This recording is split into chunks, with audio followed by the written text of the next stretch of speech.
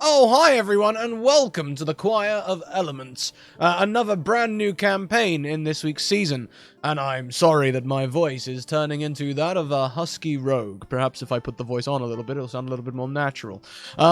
Before we go round and say hello to everyone, please take a moment to check out these opening links as the bot spams them at you in a wonderful wall of text. That includes all the places you can find us and our community, and ways that you can interact with us, support us, and buy merch and other things to represent the Scratticus Academy wherever you go.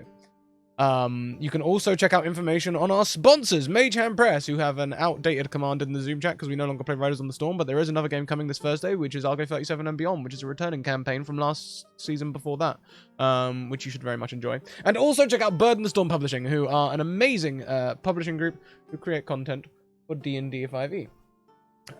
Let's go round and say hello to everyone. Why don't we go anti-clockwise around the screen so we end with Danielle? Would that suit you well, Danielle? End with you rather than start with you, or start with you and... Oh, no, okay. Well, so let's go anti-clockwise around the screen then, and start with Ren at Atomic Firebird. Hello, I'm not muted. Yay. You are not. Got really paranoid. All right.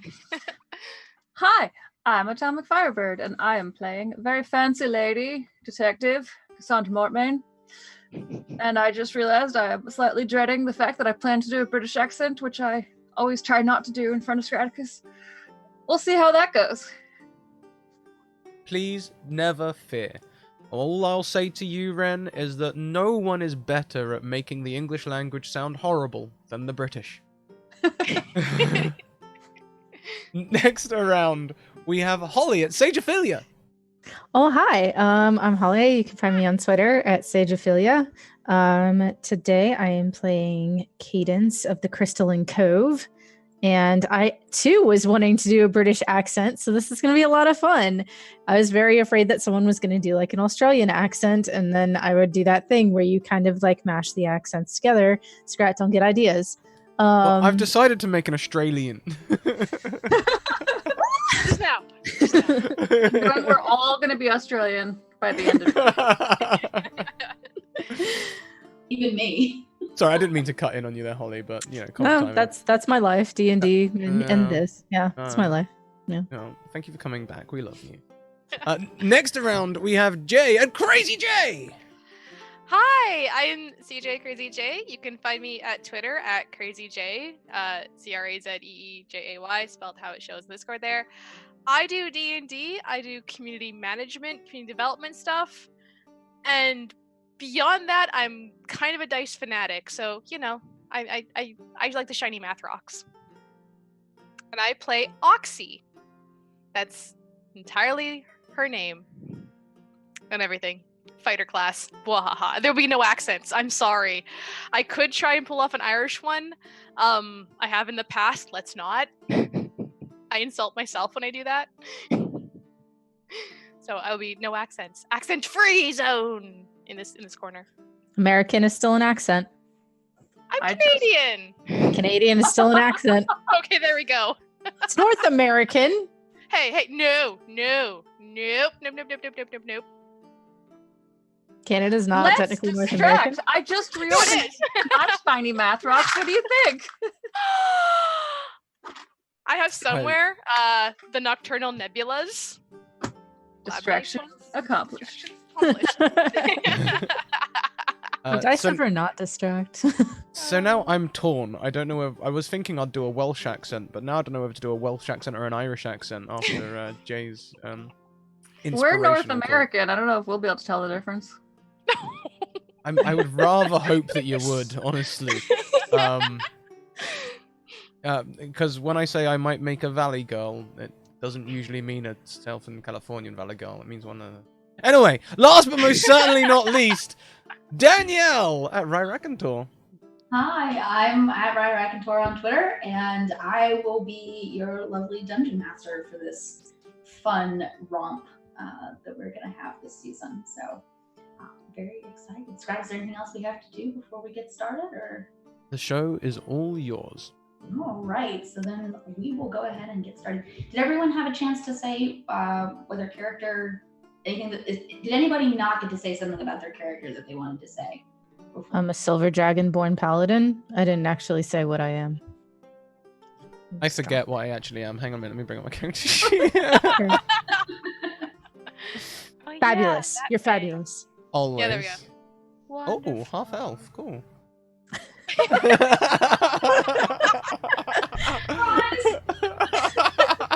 We're prepared and professional.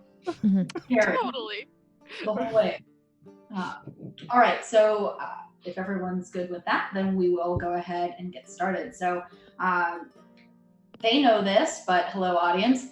So they are all level 12, which means they are a very famous, well-known group of not so much adventurers as investigators, perhaps, seekers of criminals and doers of good deeds, working in conjunction with, local city watches and such to bring in people who have done wrong. Yes, level 12. Chat's going wild. Yes, this is a very high level campaign. So the four of you are headed to hang on a second, I've got notes, I promise. So you've been on a long journey. It's been several weeks on the road. And so the four of you are very glad now to have finally reached your destination that you've been traveling to. Your destination is a place called Ordham, which is known as the City of Spires. And it sits nestled against a calm blue river. As you're still about a mile away, you can sort of see it off in the distance, and the city really lives up to its reputation. You can see more slender spires than you can count reaching for the sun, each one of them glittering with white marble and gold. And even from this distance, you can actually hear the bustle and shout of the crowds that are already moving in and out of the city's gates. Now, the four of you have come to see a retired investigator named Lift, L-I-F-T. And I would like Cassandra, tell me how you know Lift and why you are coming to see her today. Oh, Lift is a lady. Well, Lift is a lady, yes. oh. She's a retired investigator. Well, let's see. Lift, in my younger days, when I was just getting out and trying to figure out how to break off from the police force and become a private investigator of my own, I sought out other famed investigators who had left the force. And I'd heard of her around. They would sometimes bring her up and then everyone would shush. So I had to find her. And when I did, she was living in a port city, which was a little run town, so I was a bit surprised. But when I met her, she was doing quite well for herself and had made a name as a... I'm just going on here, sorry. She had taken down a lot of bad guys and she became my mentor. I love it. And points. do you have a reason particularly for coming to see her today, or is this just a social visit? You're coming to say hi? Are we on vacation? We on vacation? Sure. Yeah, we're on vacation. We just solved something. We just solved that doll maker case. Yeah, and we needed some relaxation time and some time by the beach, where she lives. All right, that's perfect.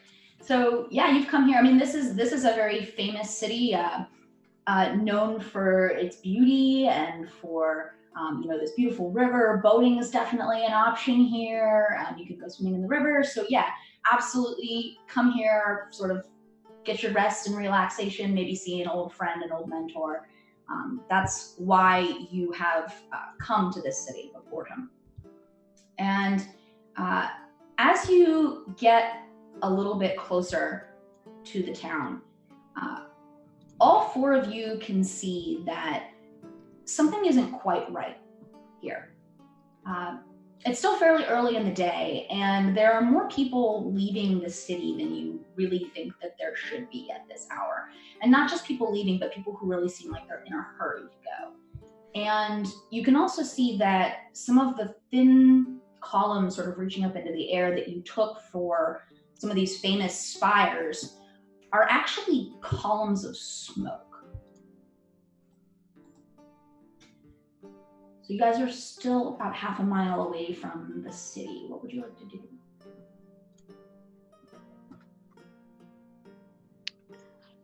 Well, I think we should head towards that smoke because there's might be people dealing with it and issues and such, right? Like, even though we're on vacation, I get it. We Well, probably should still deal with it anyways, right? It won't be much of a vacation if there's nothing left. Perhaps there's nothing to worry about. Perhaps it's just that the smoking columns are there because that's one of the attractions. I don't believe that's the case. I could always stop someone and ask, though.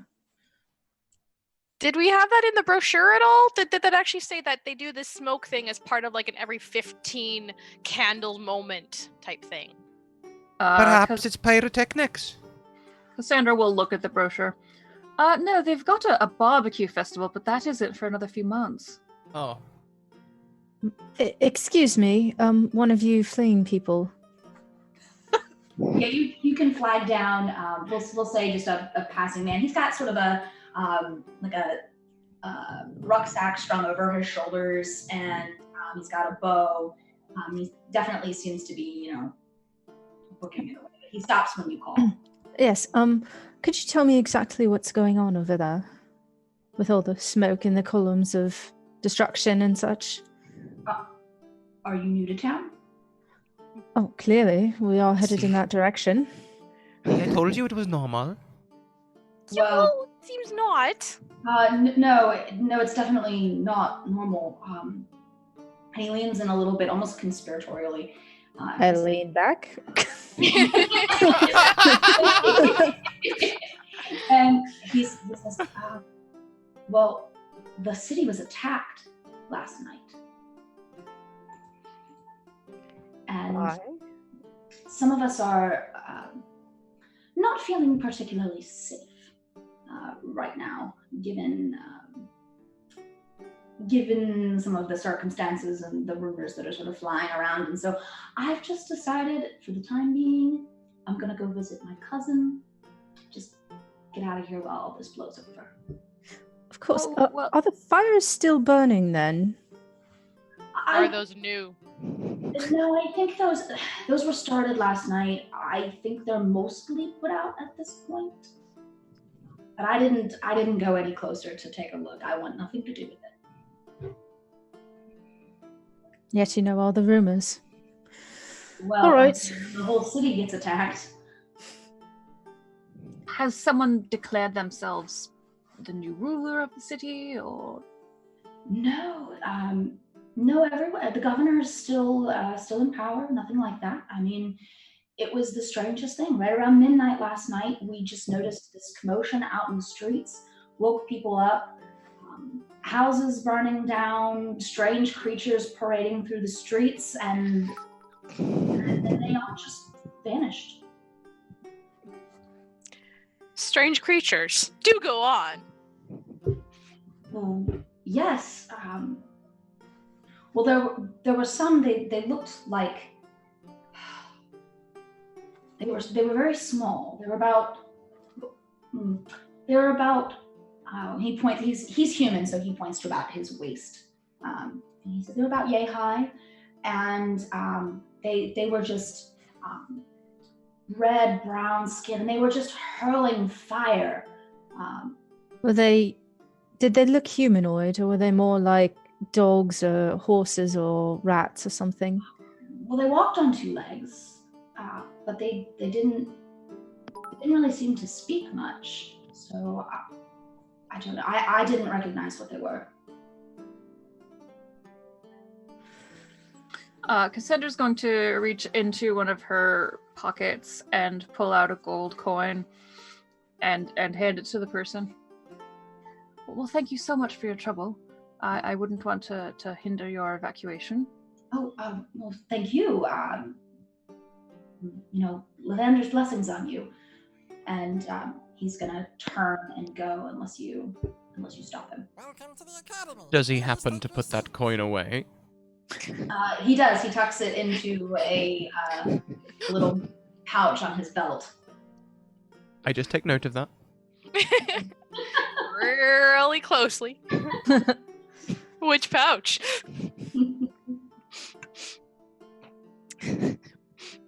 Cassandra, you've been here before, correct? It's been quite some time. I did get very busy. I would really, really very much like to check on my friend. Of course. I was simply wondering if you knew what locations corresponded to those fires. Not that well, no. All I right. think there was a nice market and I know. I do hope that your friend's okay. I was rather looking to raise my spirits with a friend named Lift.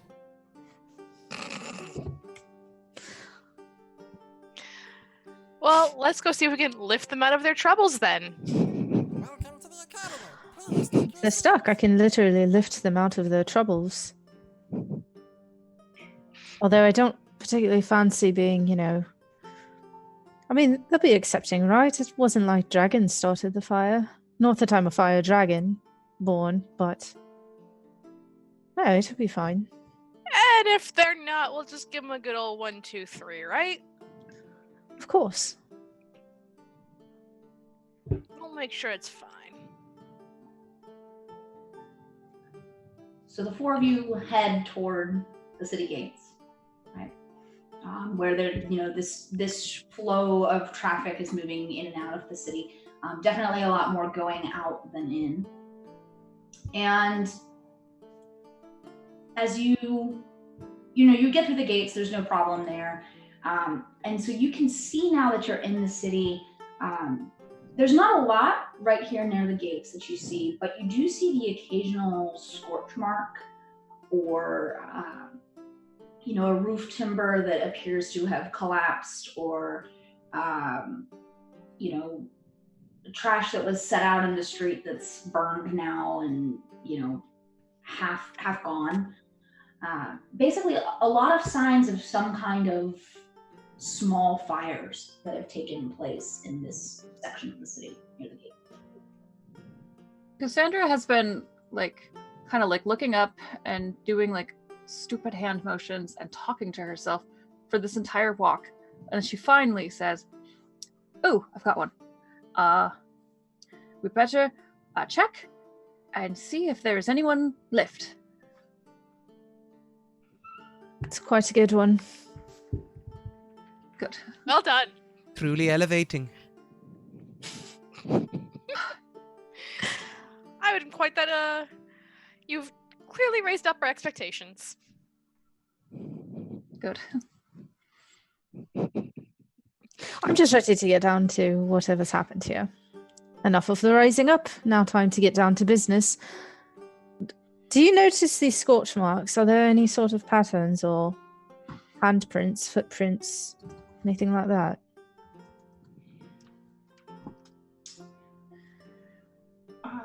Cassandra, if you or anyone else wants to take a closer look, I would say give me an investigation check. All right. I'm reasonably good at that.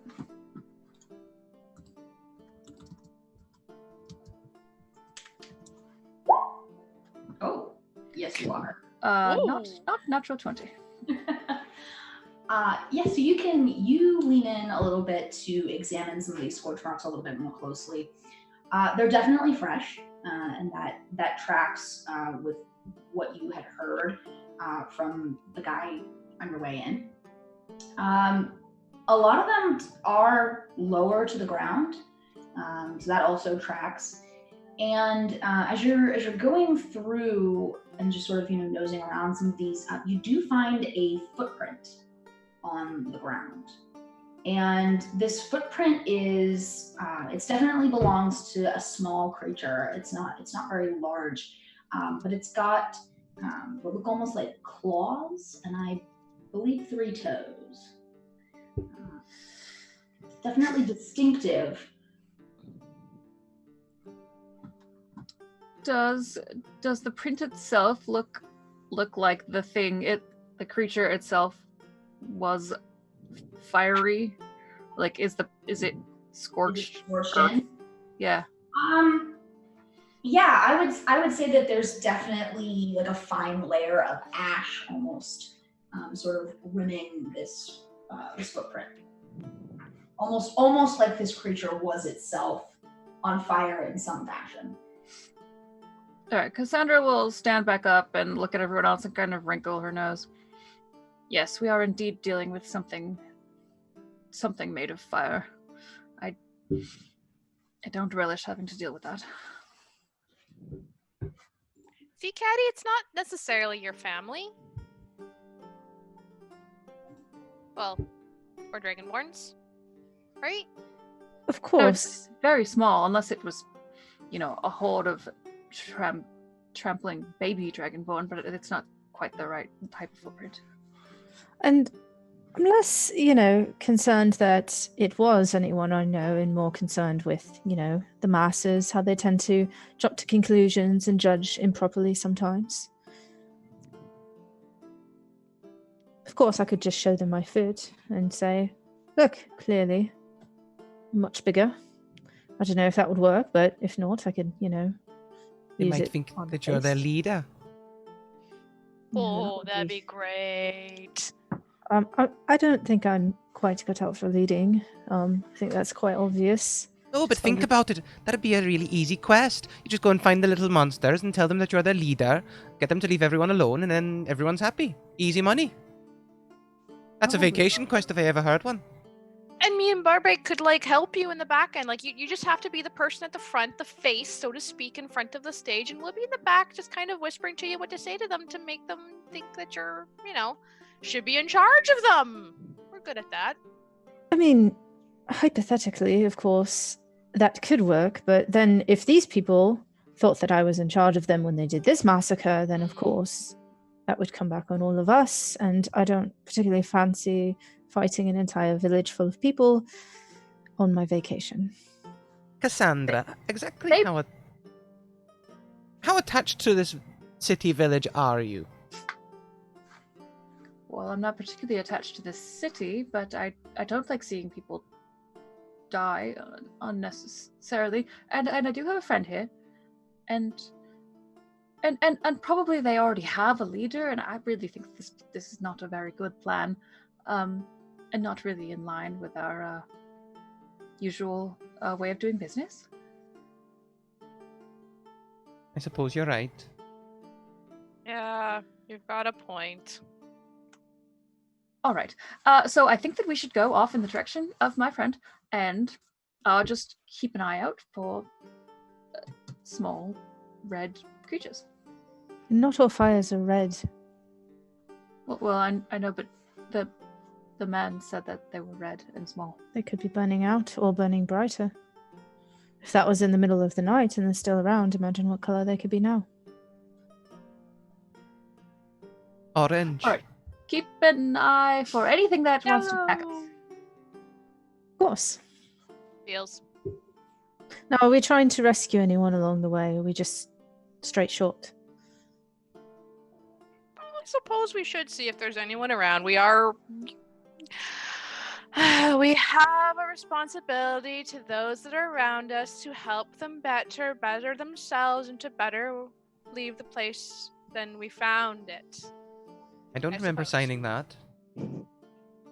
And there's an awful lot of ash everywhere. I mean, it might just be faster to get details from Lift.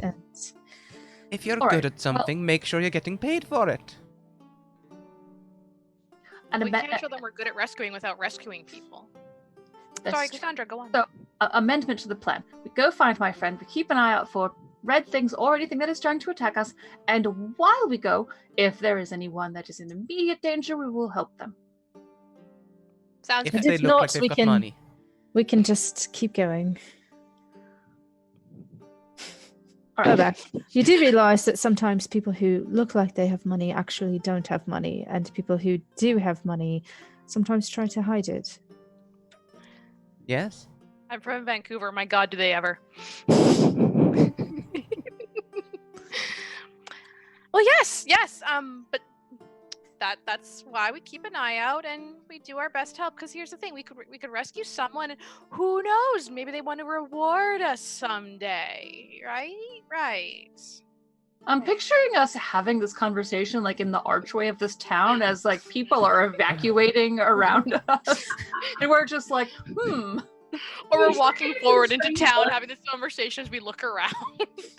Starting to get some strange looks from the guards on the gate, like, what is happening here? So you guys you're heading deeper into the city, right? Heading towards. Yeah. Yes. If the guards are giving us funny looks, I'm gonna... Shouldn't you be saving someone? Well, just take us doing your job instead. Yeah, they just sort of glower at you, like. Yes. Are you guarding people from getting out or from coming in? Because otherwise, you already were under attack. Being at the gate didn't stop that, did it, buddies? Hi. They seem very all suffering, and they just sort of roll their eyes and go back to ignore you. Just generally keeping an eye on the traffic moving in and out of the gate.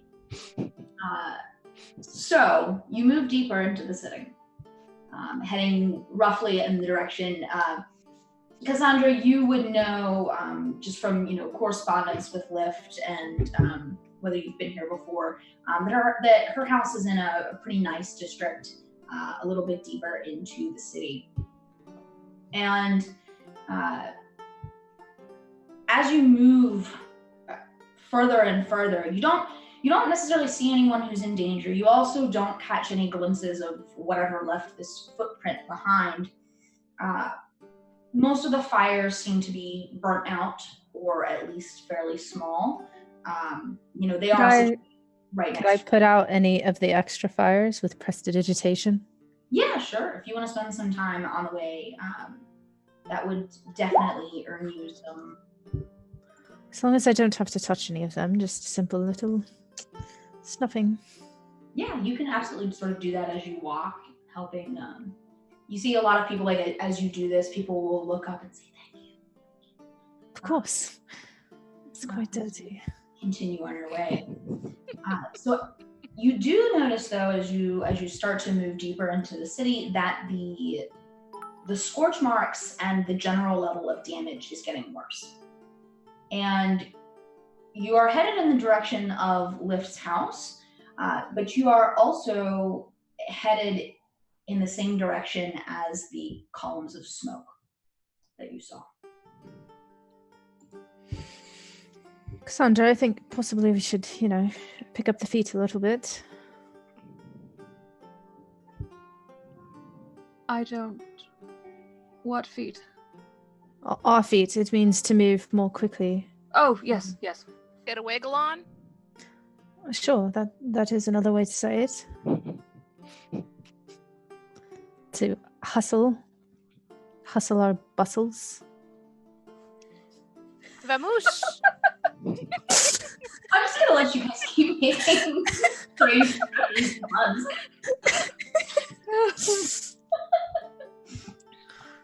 So you hustle your bustles. Do not let me make all the puns. It'll be a bad idea. Moving faster, and you do arrive at Lyft's house, or what was Lyft's house. It was definitely nice at one point, middling size, a good plot of land underneath it, what looks like was once a beautiful garden, but a lot of that is gone. The roof is collapsed. All of the bushes and plants have been burnt or at minimum singed pretty badly. A lot of the stones of the structure are still standing in places. Some of them have tumbled a little bit, but a large chunk of the structure is still intact. And the house is crawling with, maybe not the best word. The house is not empty. There are a lot of people walking around here who are wearing a badge on their chest that has a torch. And you would know this since you have a guidebook to Ordham. You would recognize this as these are officers of something called the Dawn Legion, which is sort of Ordham's standing military force. And then there are some of it is devoted toward general peacekeeping as well. And so cross between the military and the police, basically. There's about a dozen of them here, and they're all sort of crawling over this house, looking at things. There's one who seems to be the leader. It's a male half-orc with very large tusks, and he's standing near the front door of the house talking to two of the other officers and sort of directing them as to where to go. Now, do I remember what class Lift was? Like, was she a wizard or a... Yeah, absolutely. So Lift was your mentor. You knew her very well. Lift was an Erganasi rogue and ranger. She was, as we've already established, very well known for her investigative abilities. She made a very good name for herself. At this point, she's in like her late 70s or early 80s, so she's happily retired. Still does a little bit of consulting now and then.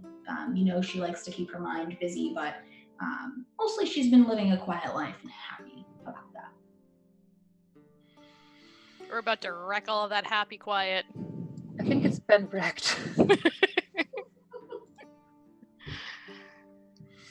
Okay, so that eliminates the idea that it was some like horrible wizard experiment gone wrong. All right, so yeah, Cassandra will look appropriately concerned. Hashtag concerned. And walk over to whoever looks the most official of all of these Dawn Legion. Yeah, it'll be the half-orc man standing in front of the door, sort of giving out orders. Greetings and salutations. He turns to you and he says, "Hello, citizen. What can I do for you?" I wish to inquire about the resident of that home.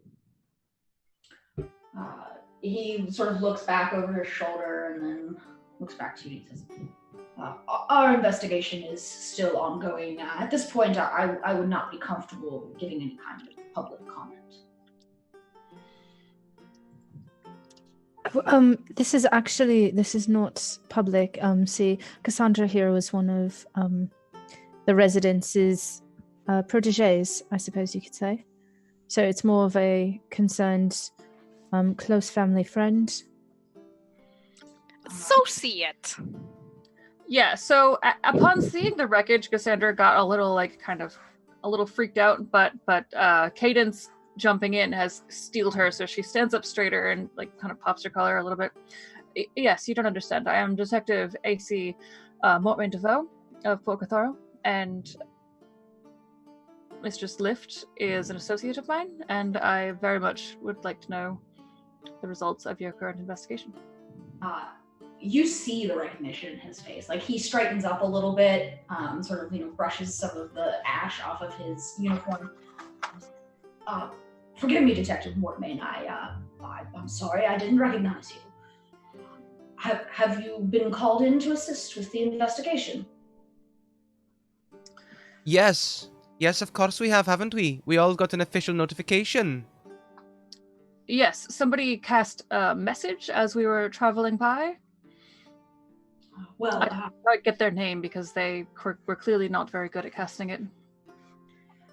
Well, in that case, especially since you were a good friend of Lift, then I would love to get your eyes on this my boys are good, but they didn't catch the Dominator. And he will sort of open the door. It's still on its hinges, but there's only about half of it left. So open the door and gesture inside, and he says, "Please follow me, and I'll tell you what we figured out so far." Just to push the whole like I'm kind of pushing in here thing, I'm just gonna very casually cast Mage Hand and just open the door for him, just like a little blink. Thank you very much. Fast. Yes. Yeah, absolutely. He's very deferential now that he knows who you are, and he'll come in after you. And so now you're in what looks like the main living area of the house.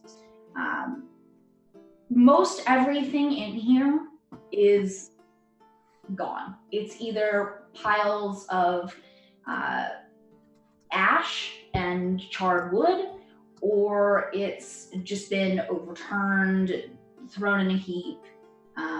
Very, very little, if anything, remains intact in here. And the half-orc, he sort of, waves a hand around, and he says, well, he says, you can see the house is sort of a mess at the moment. We haven't been able to find a body, and we've had some of the rest of the Legion searching the city to see if perhaps Madame Lift has been taken elsewhere, or perhaps fled her home, but so far that's turned up nothing. It's a bit unusual because we've been dealing with this all morning, and so far, despite all of the property damage, there haven't been any other casualties. It's a small miracle. So do you think that this was simply a type of diversion, all the rest of the fires everywhere? As Cadence looks very uncomfortable in this house, kind of like scrunching down, because I imagine it's Genasi sized. I'm a big girl. Yeah, I mean, Genasi are medium, so it's maybe a little bit tight for you to bend your head a little bit. And it's just so ashy. He says, that's quite possible.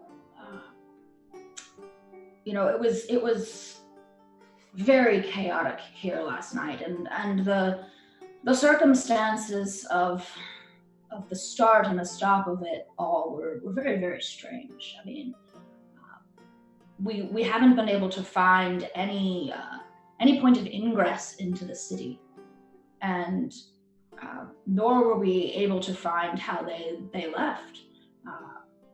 They ran around the streets for about 2 hours, and then they just disappeared.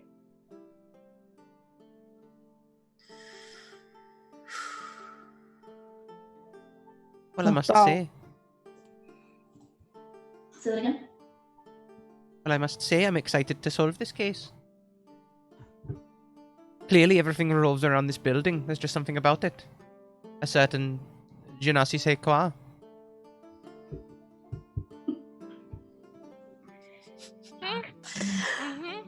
Sure, we'll call it that.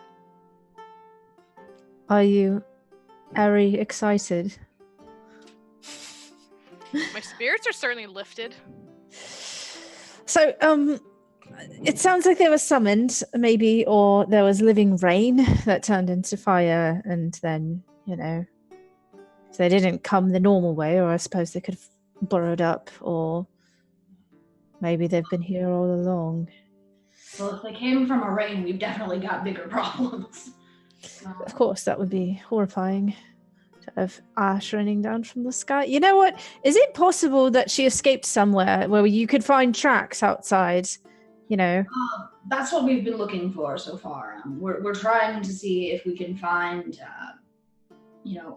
any kind of tracks, evidence of where she may have gone, if she's still here in the city somewhere. It's been hard to find much evidence in the house since, as you can see, he sort of waves a hand around. He says, "It's been gutted pretty bad. We did find one footprint out back." Oh, good. Okay, I would like to go look at that, please. Absolutely. We're not quite sure to make of it, so we would love a second opinion. Of course.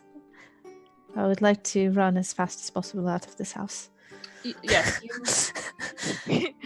Knowing how uncomfortable you are, Cassandra will be like, yes, why don't you go lead the outside investigation and I will poke around a bit in here some more. Yes, quite. Goodbye. Nice to meet you.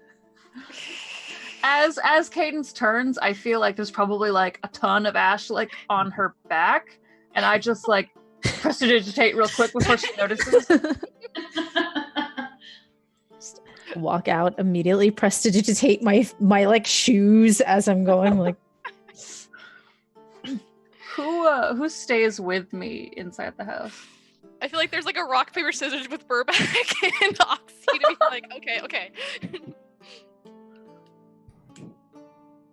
Okay. Wait, what's the bad option? Am I a bad cop? I don't actually know. Which one did you want? I don't know. You get to stay with the ash. Oxy goes Oh, outside. I wanted to stay in here anyway. Okay, yay! I just can't resist rock, paper, scissors. Right? It's such a good time. Who cares? It's just fun.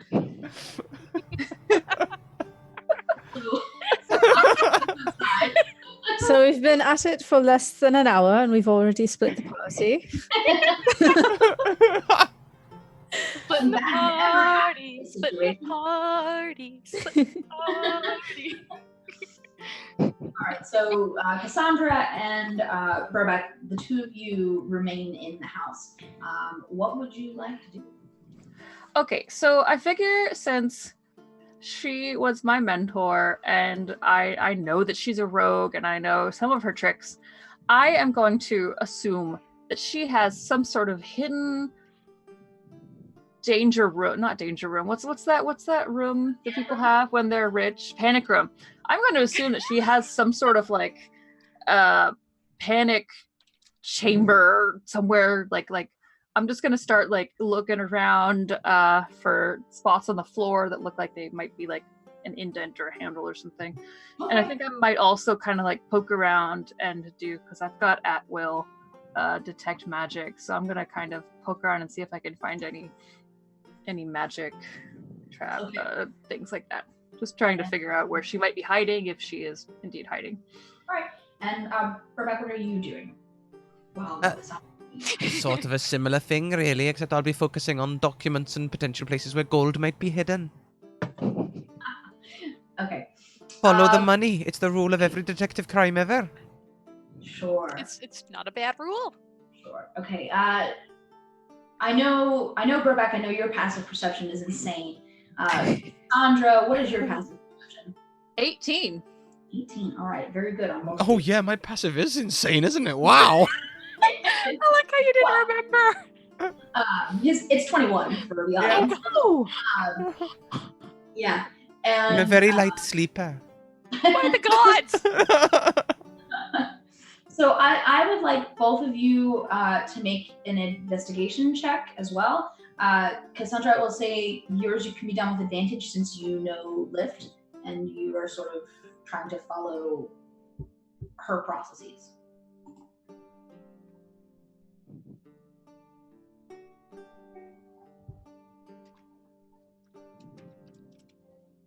I have the bad spinny beach ball. No. Oh wait, there we go. 18. 18. Got you a little bit there. All right. And Burback? Oh, sorry. Would that be investigation for me as well? Yes. 13. All right.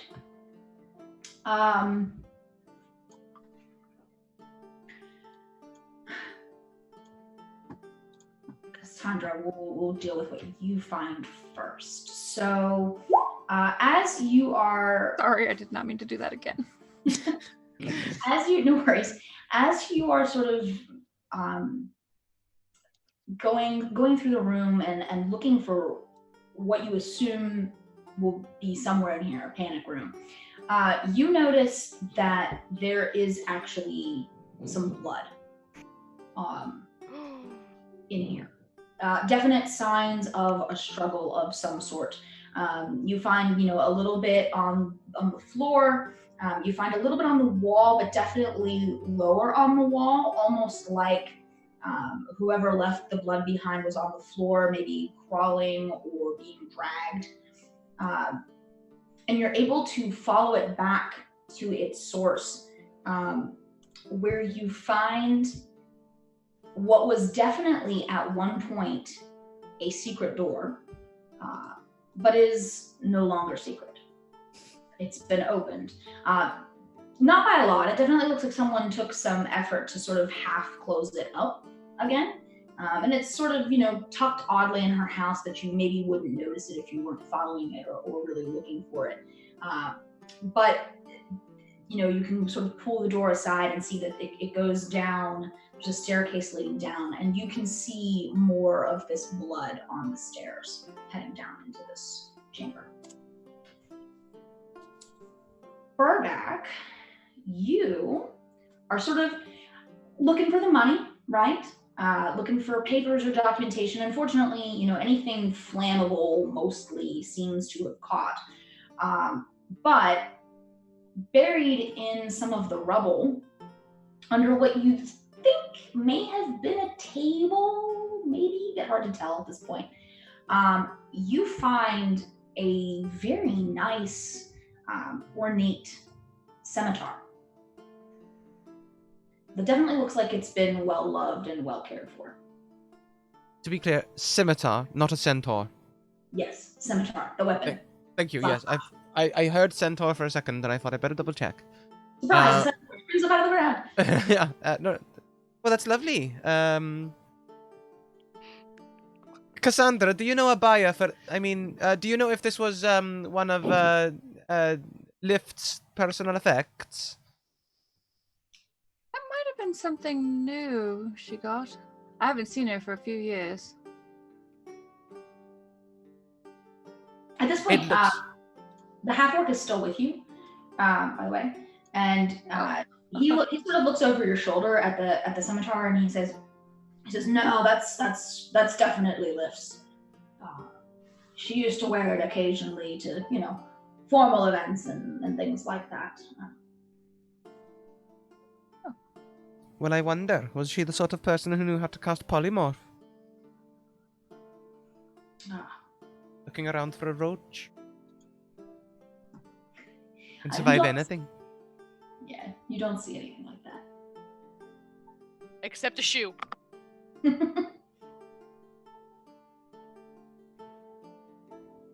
Well, I found something of hers anyway.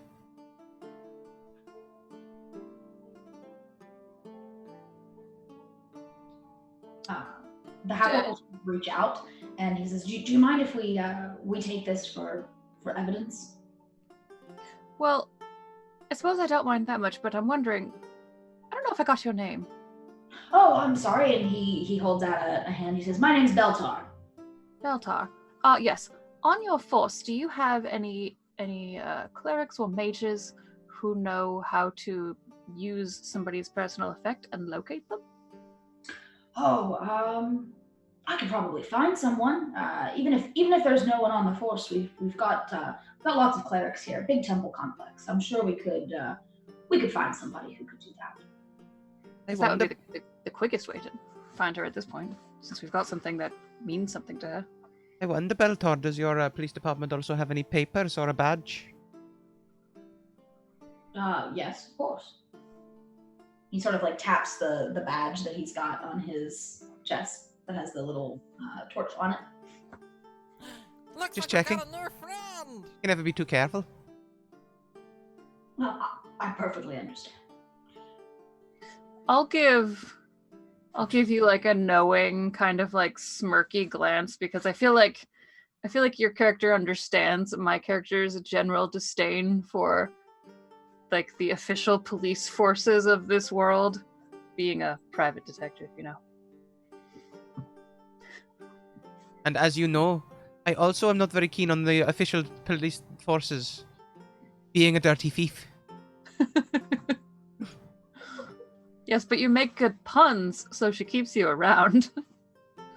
It's dynamic. So at this point, I'm going to bounce over to Cadence and Oxy, who have gone outside.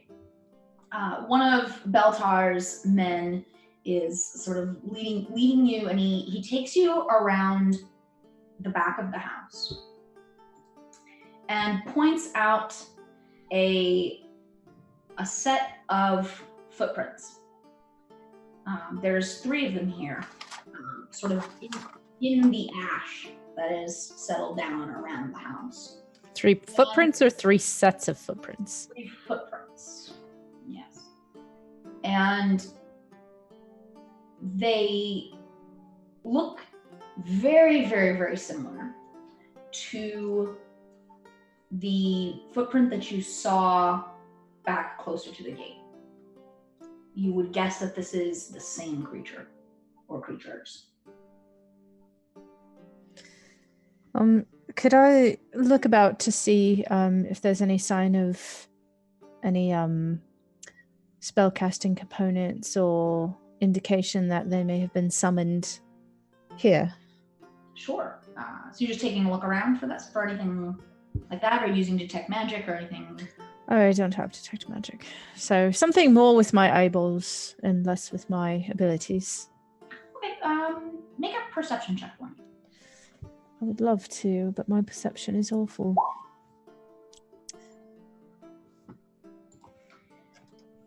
You take a look around. You don't see anything that looks like that. Most everything here is burned. The footprints lead off into a side street. Not a very large one, but they sort of head out that way, out of the ash, and then just you can't really see them anymore. The street's been cleared. Oxy, do you see Yes? any signs of spell casting that might have happened around here? Let's take a look here. I don't. Not so much the magics, but you know, I'll see. I'll see. Oh gosh, what a pair we are. Hey, I'm Muscle. Well, I'm the muscle too. I'm not sure why they sent both of us out here. I won the fight to not be in the ash. Quite a good fight. I'm sorry, Just rock, paper, Mr. scissors. Miss person guard. Yes. Did this person who lived here, did they have any sort of companion animal or friend, husband, wife, relative person? He shakes his head and he says, "No, Madam lived alone. She didn't have any pets or anything like that. I mean, she had plenty of friends, but nobody that lived in the same house as her." Did you ever see her make friends? Not like, hello, my name is so and so. Like conjure friends. You mean like summon friends? Exactly. I mean, I can, find a steed, for example. So anything sort of similar where like she could find, I don't know, little puppies or kitties or something. Or boars. Well, boars I hear are a thing. Never seen her do anything like that, but I didn't really know her well, and Of course. I've not heard any stories of her doing anything like that. Did you follow where these footprints go, the trajectory? We did. We followed them out into the street, but they just seemed to sort of trail off. We weren't really able to trace them anywhere. Of course, we're happy for you to take a look too. Maybe the more eyes on this, the better. Oxy, would you like to take a walk? Certainly. Let's go on adventure. Okay, to more adventure. That's exactly what I want. All right, off we go. Clean. We'll keep you clean.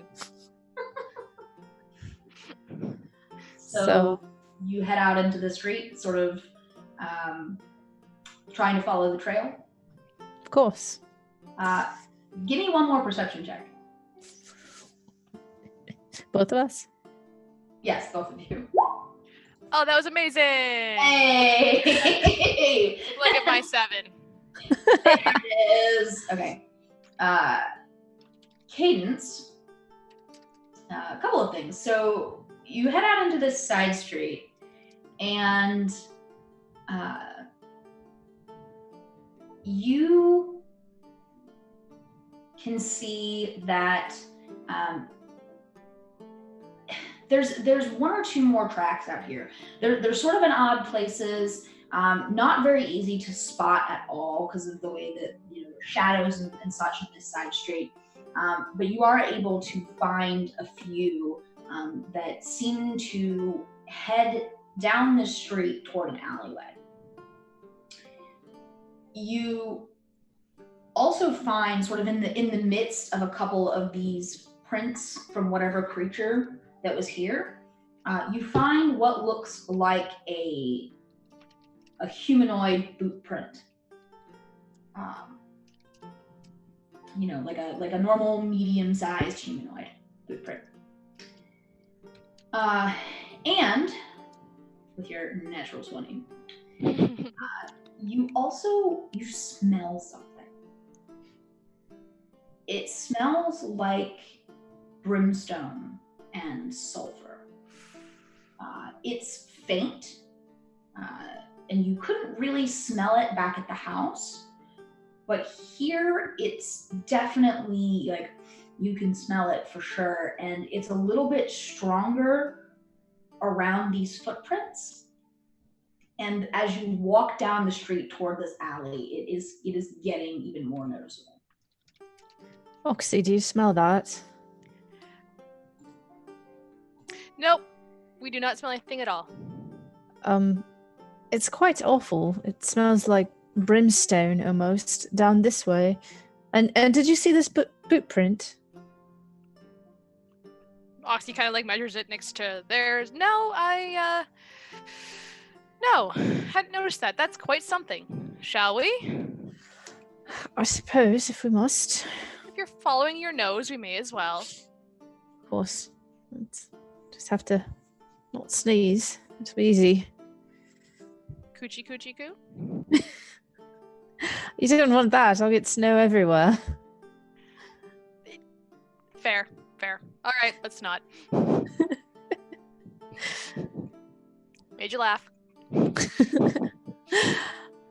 Oxy, you're so ridiculous. Bouncing back to Cassandra and Burback, who have Scimitar and also the entrance to this panic room. What would the two of you like to do?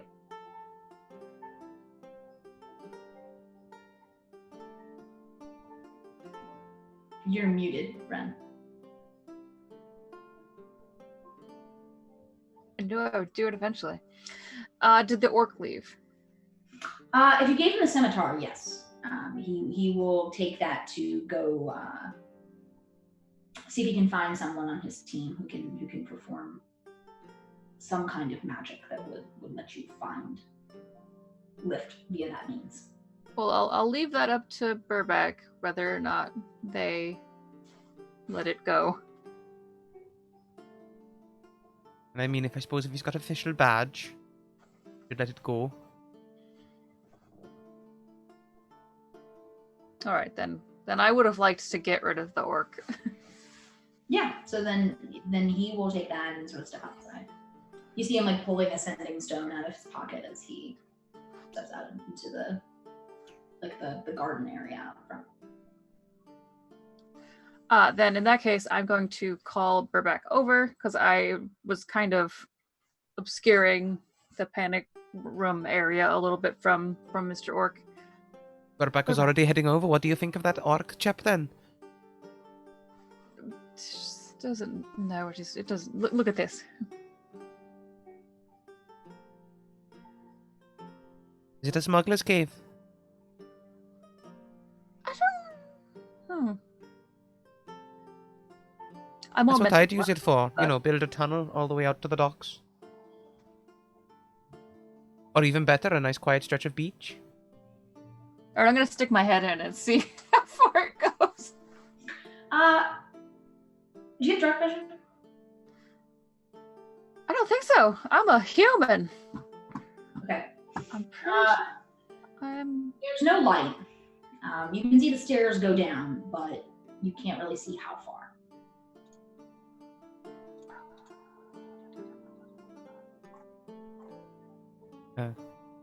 What can you see? Probably not as much as you could see. Would you look? Oh, yes, of course. And I'll look down the tunnel with dark vision. Yeah. Uh-huh. I got vision. Yeah, this doesn't seem to go down that far. It's maybe one flight of stairs equivalent, so like 1 story's worth of stairs, and you can see it sort of levels off down there. But with the angle being what it is, you're not really able to see much past beyond the bottom of the stairs. Well, it only goes down to the basement level. Then it sort of levels off. I can't see if it's a tunnel or not. Do you want to head down without Cadence and Oxy, or shall we wait for them and gather all together?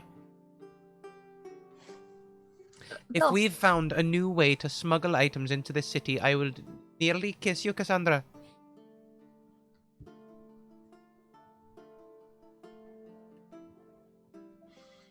Let's get to the others. Yes.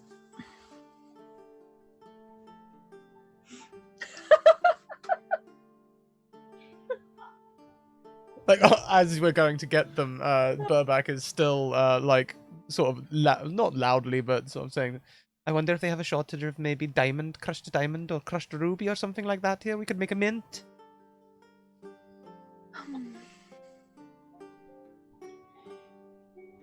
When you step outside,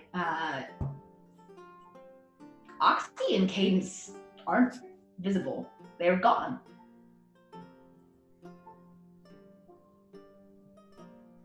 What? Decadence. I'm quite deaf, darling. You'll have to be a bit louder.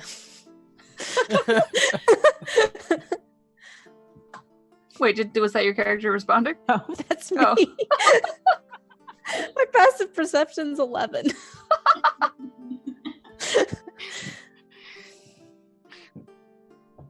This is why we should have all had like sending stones or something. Where did they go? I don't know. Left foot, right foot, left foot, right foot. Burback, you would see, with your passive being what it is, you would see footprints that look very much like Oxy's and presumably Cadence as well, that sort of move in the ash out into a side street. They went that way.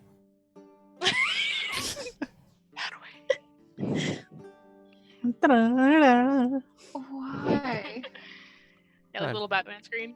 I don't know what. Do you mean why did they go that way, or why do I know they went that way? Because No, I can see why they went that way, because if I had been paying any attention, I would have seen that as well. of course. Well, maybe they didn't go very far, and we can just scurry on after them and get them to come back so we can look at the basement. Perhaps we should come up with like a synchronized whistle or something. Like a whistle that we do, and then you respond with another whistle, and then that way we know that we know each other. And then Cassandra will try to whistle, and it becomes very quickly apparent that she has no idea how to whistle. Just pucker your lips and blow. Little Oxy voice in the back of your mind. You try it.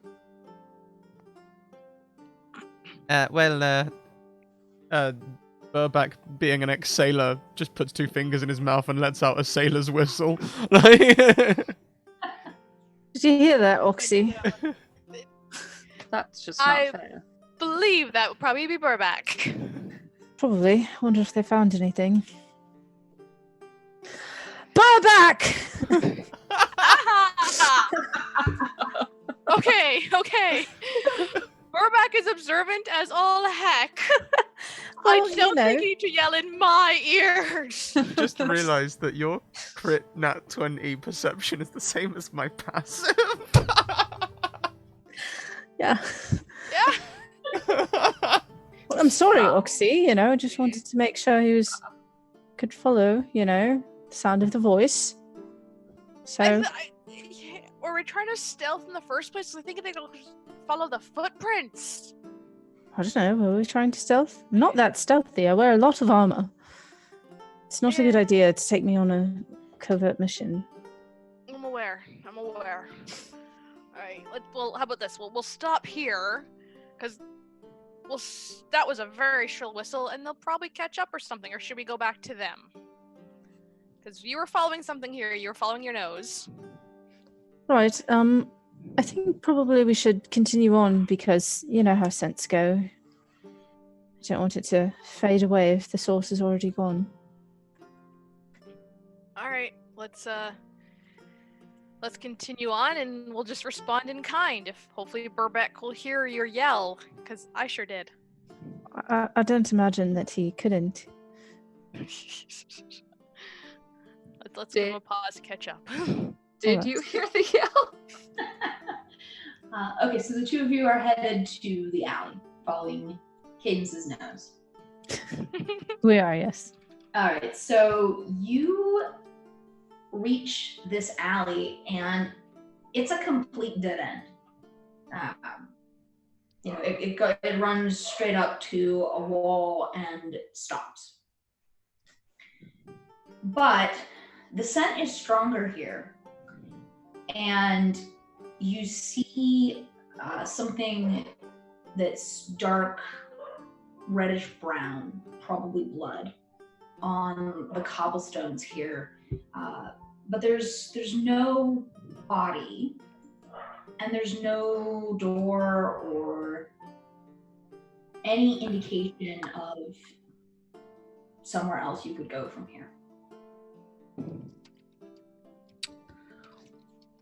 You see Cadence doing the somatic components to prestidigitation without saying any of the verbal stuff as she just looks at it. No. Leave the blood. I know you want to clean it up, but Cassandra needs to take a look at it. Come on. Let's move you away from that, because if our main investigator does not get to see that, it's not good. It's not good. She should be faster, We went off without telling them. Did we hear? Are we walking through the door in on this exchange? Yeah, let's say, Burback, you definitely heard when Cadence shouted. So if you want to have followed them, you may absolutely do that. Yeah, I'll follow along, and as we're going, I'll dip into my ration pack and offer Cassandra a protein bar.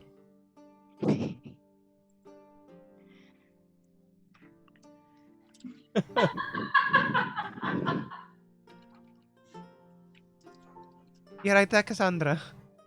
She will just kind of politely decline. I think the fires must have caught a bakery a couple of streets away. I just can smell baked bread everywhere. And Cassandra just pulls a pocket watch out of, and just shakes her head and sticks it back in her pocket. All right, yes, let's go. To the alley. And so yes, you would come in right as Oxy is not chastising Cadence, but encouraging Cadence. Gently. Just step away from the blood. Step away from it. It's okay. We'll. You can clean it up in a moment. Let Cassandra see it first. Is that Cassandra. blood? Yes, we followed, I'm sure you saw the footprints and the boot print and all of the rest leading up to here, and can you smell The sulfur? bakery. I can't get it out of my nose. It's sulfur. Oh, It's no, like- sorry. I must be smelling something else. Don't worry. All right. I don't smell a bakery. Definitely just brimstone. Hmm. Can't really, I could prestidigitate my nostrils. So if you just want to, I'll just look at this wall.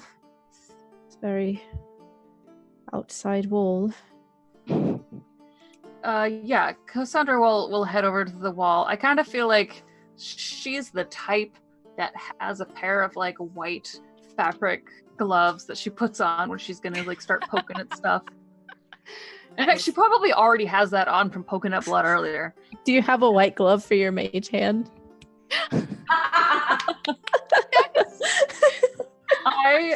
do Yes. now. Yeah, so I'm gonna go over to the blood and assess whether or not it looks human. Look at the splatter style. I'm not Dexter here, so I don't blood. What do I investigate? I would say give me a medicine check for that. Okay. To sort of see what you can figure out from this blood. I almost typed that into the Twitch chat. That's not right. 11. That was not good. This is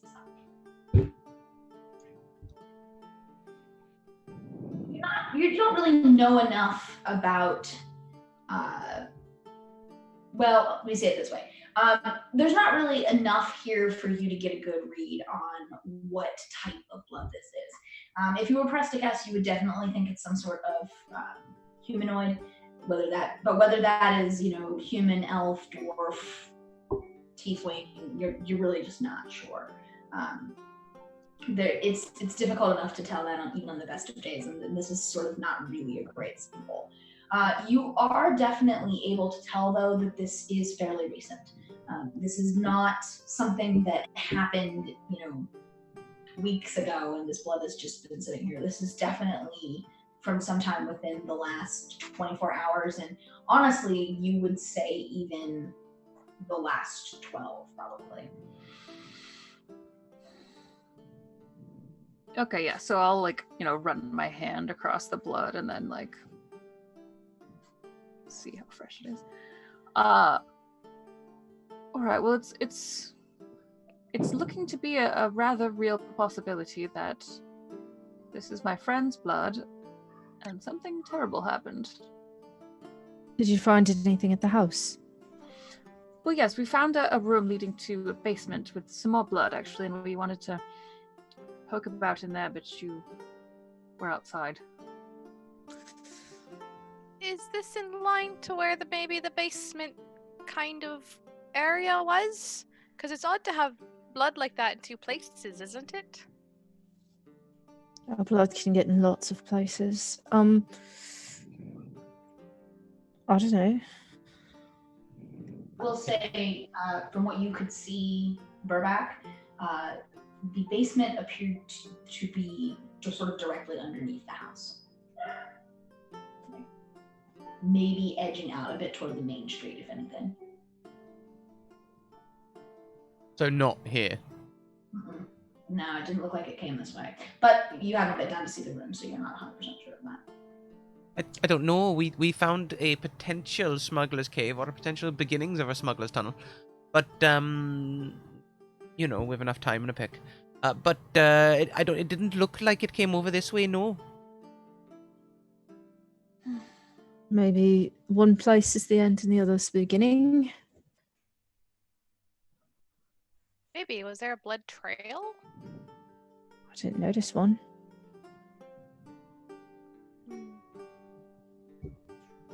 Should we take a look at what you found?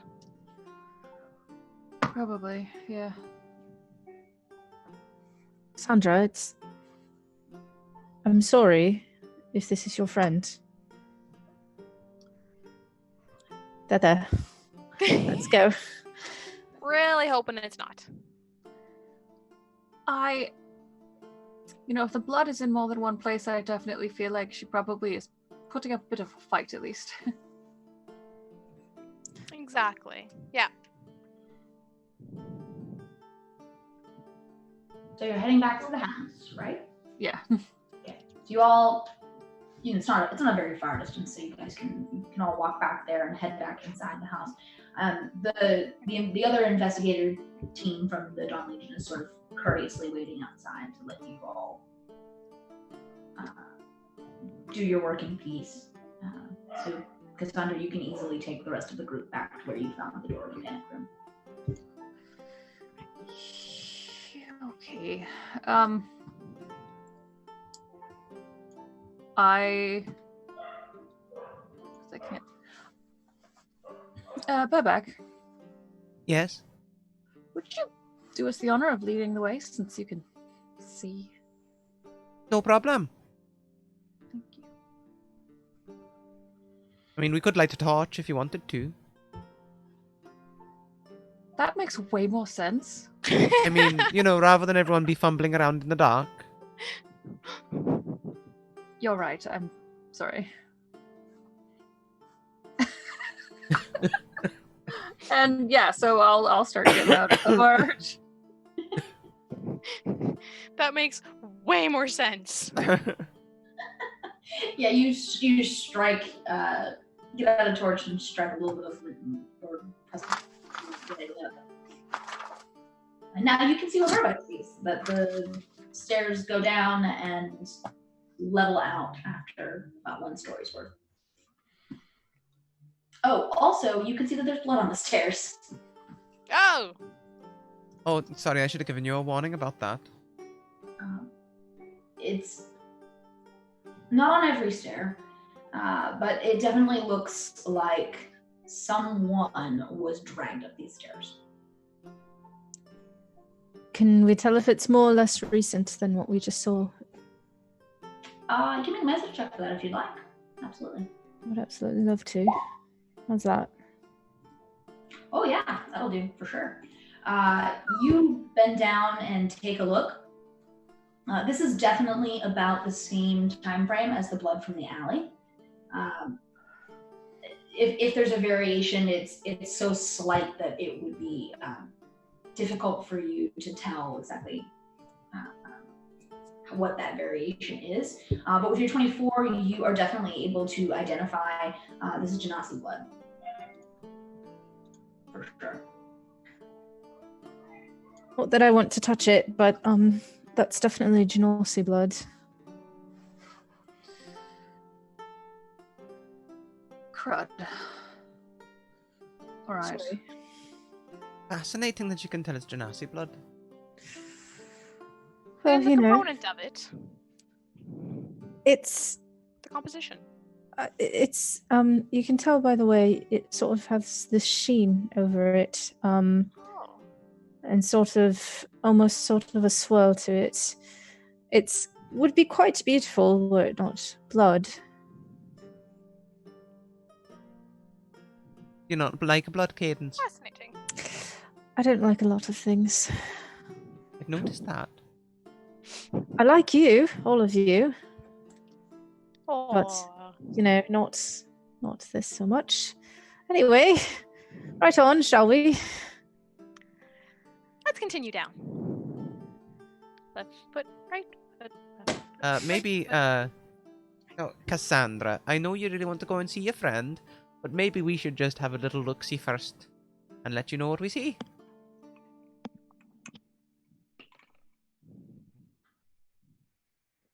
I am a professional, and I am fine.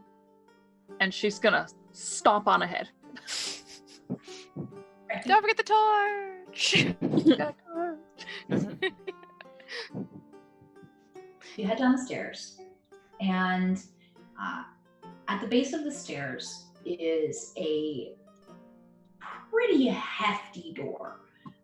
This is definitely the sort of door you would associate with a panic room, sort of a second level of security, even from the hidden door upstairs. Definitely looks like you can see like a fairly impressive looking lock on it, but the lock is mangled and melted and sort of almost completely fallen off of this door. It definitely looks like someone took I mean, D&D doesn't have a welder's torch, but something similar to that, and sort of got through this door, right? So the door is open into the chamber beyond. This is a fairly small room. There's a cot down here. There's what looks like some dried rations on the wall, like on a shelving unit on the walls. There's some other basic supplies in here. The sort of things you would need if you were going to be down here for some time. There is also blood here. Not so much that it would be survivable, but there's definitely some fairly large spatters. No body, once again. And you see a lot of the other objects in this room are sort of melty, like the door. Are there any dirty clothes? No, there's not. There's actually, there's what looks like they were originally some clean clothes sitting on one of these shelves. They are a little bit scorched now. What a shame. Once I get down there, of course, perhaps run my hands along the walls and pull on any suspicious-looking books, see if there's any hidden passages down here, hopefully heading towards a nice cove on the beach. Yeah, Burbeck, you give it a nice sort of once over, running your hands along the walls, books, anything you can find that might trigger something, but you don't find anything.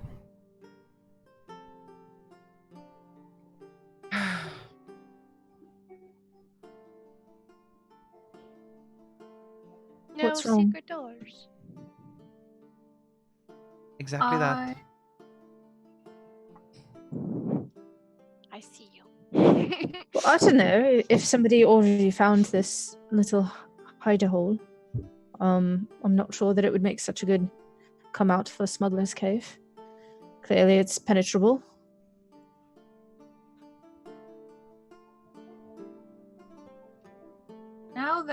Now that I'm down here, I think that Cassandra is going to cast Detect Magic again for this area. Sure. You do see a few things down here. The biggest one is that it looks like there was definitely some sort of abjuration magic on the door. And there's a faint amount of it here. Give me an Arcana check, if you would. Oh boy. 12. I'm rolling badly. Taking a look at it, knowing what you know, knowing Lift the way you know Lift, you're fairly certain that whatever wards she had set up here were taken apart. That not only was this door physically beaten in, but her wards were brought down as well.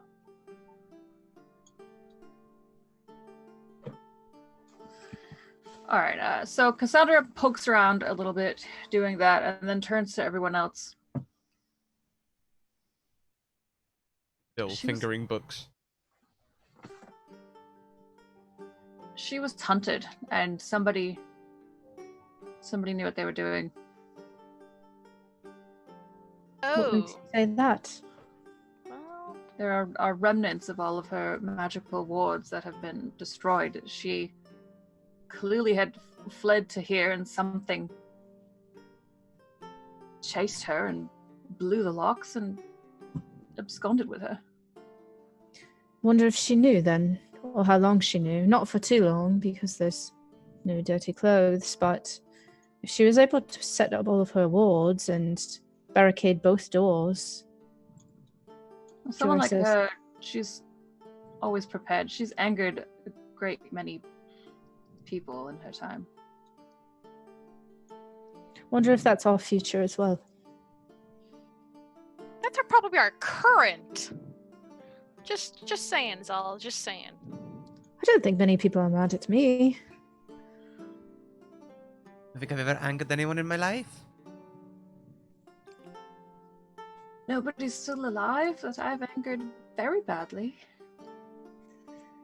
That's a very cryptic way of saying that, Cassandra. Makes you sound You quite were there. threatening. You saw him die. It wasn't my fault. I tried to say, but he fell. You saw it. Couldn't be helped. He fell. me Is that the story now? I'm just joking with you, Cassandra. Looks nervous.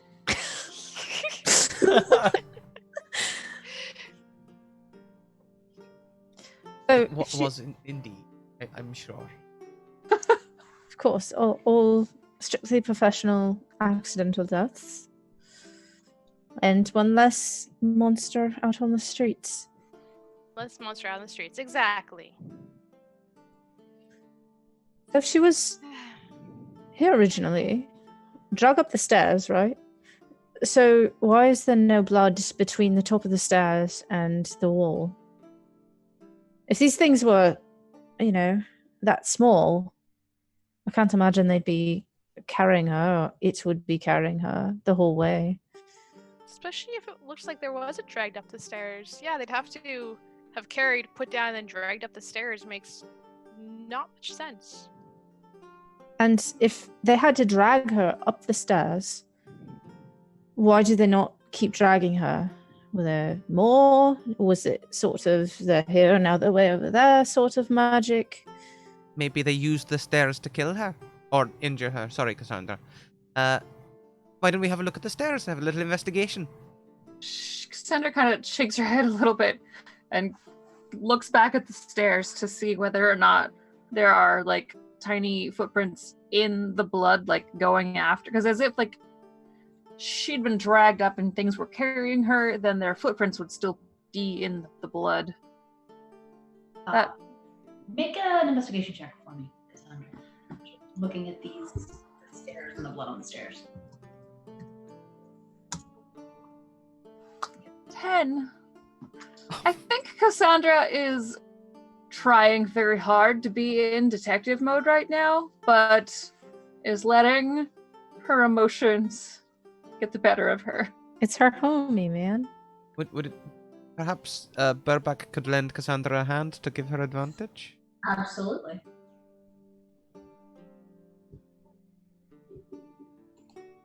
Okay. Go ahead and roll for me again. I'm trying. There we go. 20! Hey! Burback, how do you want to lend a hand? What do you want to do? Well, I'm going to I imagine there's a lot of shadows down here. And wherever you hold the torch, it sort of casts shadows around. So I'm going to use my dark vision to have a look in the places where the shadows are and just sort of angle the torch a little bit. Like, oh, maybe you should look here. Like I'm holding the torch and you just kind of push my hand down a little bit. Yeah, there it is. Right there, look, see. Oh, yes. Perfect. So yes, you help a little bit by making sure that the light is falling where it needs to for Cassandra to really be able to see what's going on with these stairs. So you do find a few footprints in this, in the blood that's on the stairs. So the blood that's on the stairs is patchy. It's not like the whole stair is covered in blood or anything like that. So the prints you see here are not complete. They are, a quarter of a print or maybe a half of a print, things of that nature. You see a few more that are the small ones like you saw out front, the very first print that you found. You also find half of a blueprint that is medium-sized. And you actually also find another blueprint. This one is a lot bigger.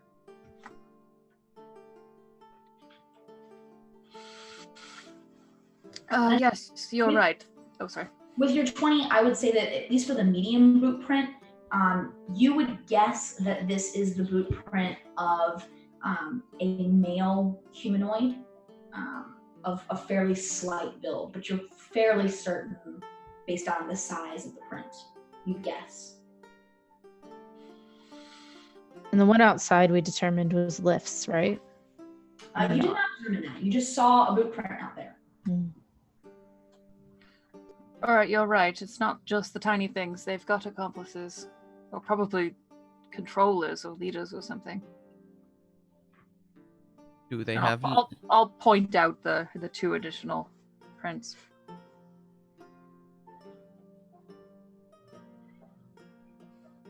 That's not a good thing. We'll have to compare them to the boots outside, I suppose. Seems logical.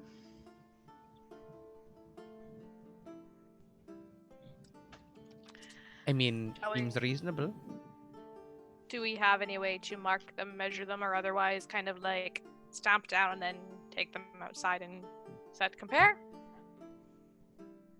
We don't have any need for that. It's fine. I'll remember. Okay. It was going to be the most creative use of Mason's tools I'd ever come up with. But never mind. Yeah, I was thinking the same about Unseen Servant. It's like, all right, just lie down in there and let it, sort of get on you. Yeah, Cassandra will give another good stare at both of these prints. Stare. Put it into her head. Oh Ah. no! And then go back upstairs to go look at the other prints. Sure. You go back upstairs, back out into the alley. Oxy or Cadence can show you where the print that they found is. Just at a glance, this is the same person. And the alley ends, right? The alley completely dead ends. But the boot print that you're seeing, the front of it is facing toward the alley.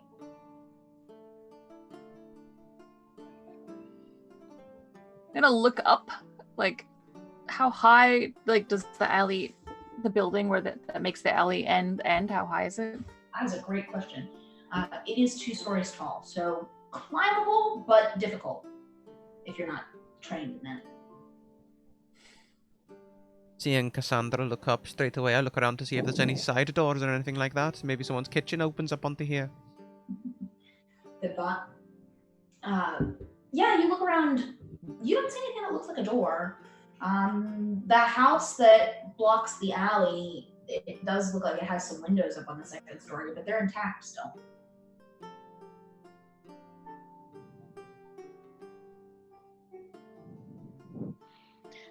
Well then.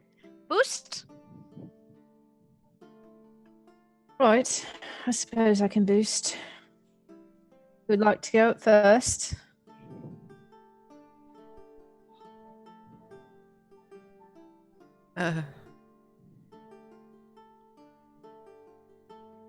Really? Well, I can't boost myself up. I'm just kind of looking around and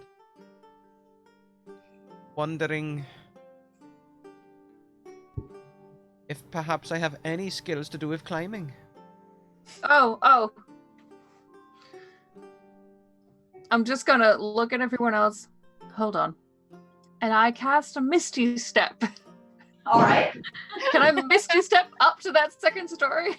It's Yeah, sure. I'll say if you want to Misty Step, there's probably like a window sill that you can sort of land on. Yeah, 30 teleport up to 30 feet. Okay, yeah. Each story is about 20 feet, so you're good. You can get up there. Okay, No problem. that's verbal. So I will just, and then I've got rope, so I will help somebody else up. All right. Hey. There's probably like an eave you could have fixed the rope to if you wanted to do. Who wants help? Well, a rope is very familiar. I'll scale the rope, no problem. I will scramble up the rope. Yeah, I'm not gonna make anyone roll for that. Kinda. And someone helping you. So Help Oxy up the rope, and then. Thank you. All right, climb up next. Amazing watching you climb that rope. It's like watching a caterpillar. Shh. work, didn't it? So this is just a windowsill. So Cassandra's on the windowsill. There's probably not room for the rest of you on the windowsill. Oh yeah. So when Burback scrambles up, I'm going to just ask them very nicely if they will break into the windowsill as least property damage as possible. I put my fist through it.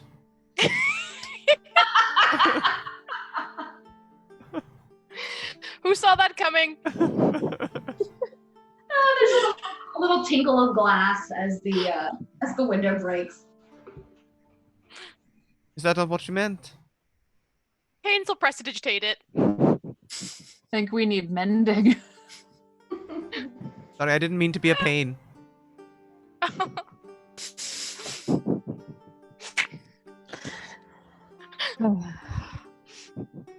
I saw I can see right through you sometimes. You know that, right?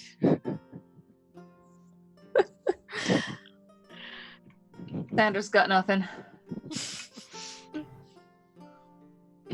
The chamber beyond the window seems to be some sort of bedroom. All right. So Cassandra's gonna just hop down into this bedroom.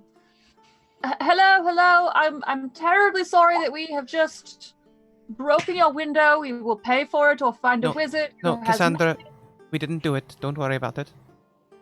The window's fixed. Crack.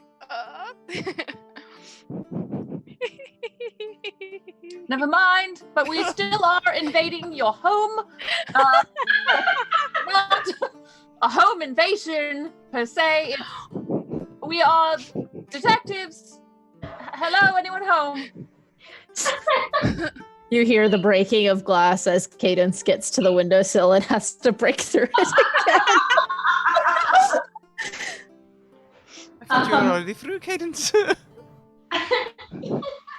Sorry, I'm a bit slow. Scattered all your hopes and dreams, I imagine.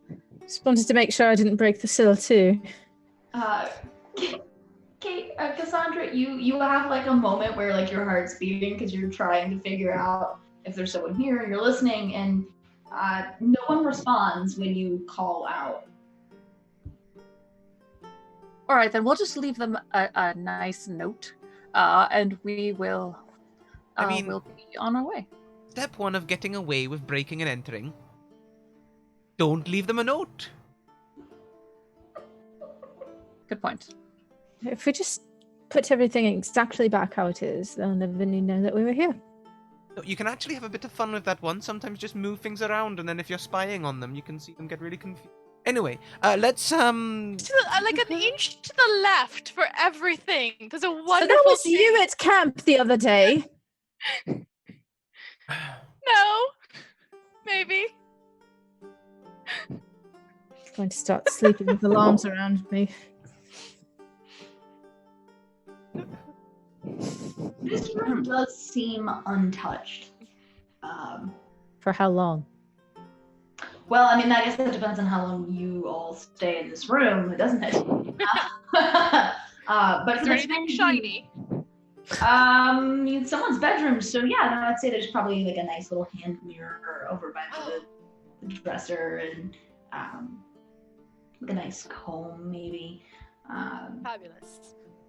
But there's no indication here. You don't see any of the blood that you've been seeing. You don't see any of the scorch marks that you've been seeing. Nothing like that. So based on the direction that the alley was, I'm just going to open up the bedroom door and look out and figure out which way to walk that will lead me in the direction of my goal is to find a window that will overlook the other part of the alley that we couldn't get past. I wish I could draw a picture. The other side of the wall? Yeah. In the alley? Yes. So the house was sort of backed up. So you guys basically came in the back of the house.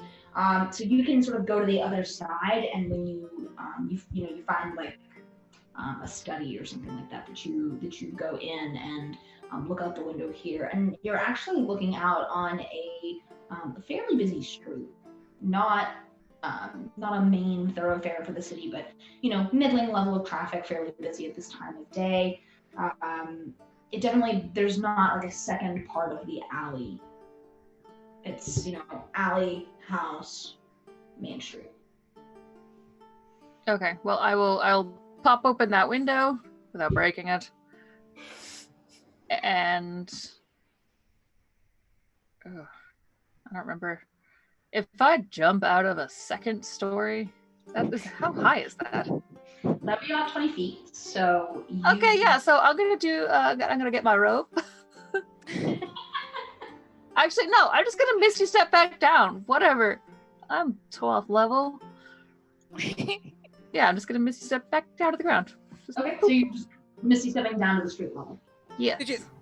Did you both see that? We just came right up here, and then it gone and Misty stepped back down again. Could have just climbed over the wall. Why don't we just go down to the first floor and see if there was someone here? So I'm down. I'm just gonna look up at them. Just see if there's anything else weird about the house. I'm going to see if there's any more blood on this side. You too. Okay. I don't see anything. And Cadence will just sort of walk away and let the other two, if pilfering is going to happen, Cadence ain't going to know about it. Pilfering is going to happen. Imagine there's just like a site between like Burbank and Noxie where it's like divide and conquer. You can take all the silver, I'll go for the rum cabinet. Deal. So Burback and Oxy just start to ransack the house of its valuables. Not ransack, not No, nearly no. so. Just, We're careful. if all of the rum bottles reduce in volume by about an inch, no one will notice. And not stealing every piece of silver thing, just like a little bit here, a little bit there. That's because, they're not letting it be too noticed. Not too noticed. All right. Out front, Cassandra, you take a look around. There doesn't seem to be any blood here. Whatever happened back in that alley. This would be a bad place to bring someone. Even at night, this happened in the middle of the night, but even at night, this would probably be a bad place to bring someone in a violent manner.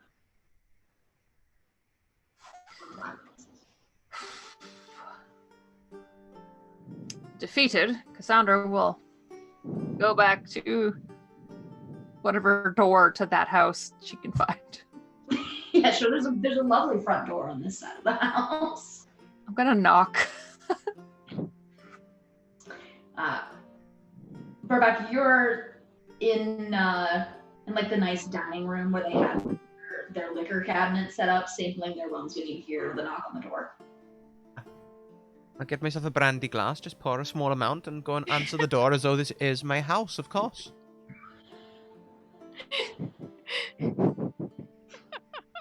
Oh, hello, Cassandra. You alright?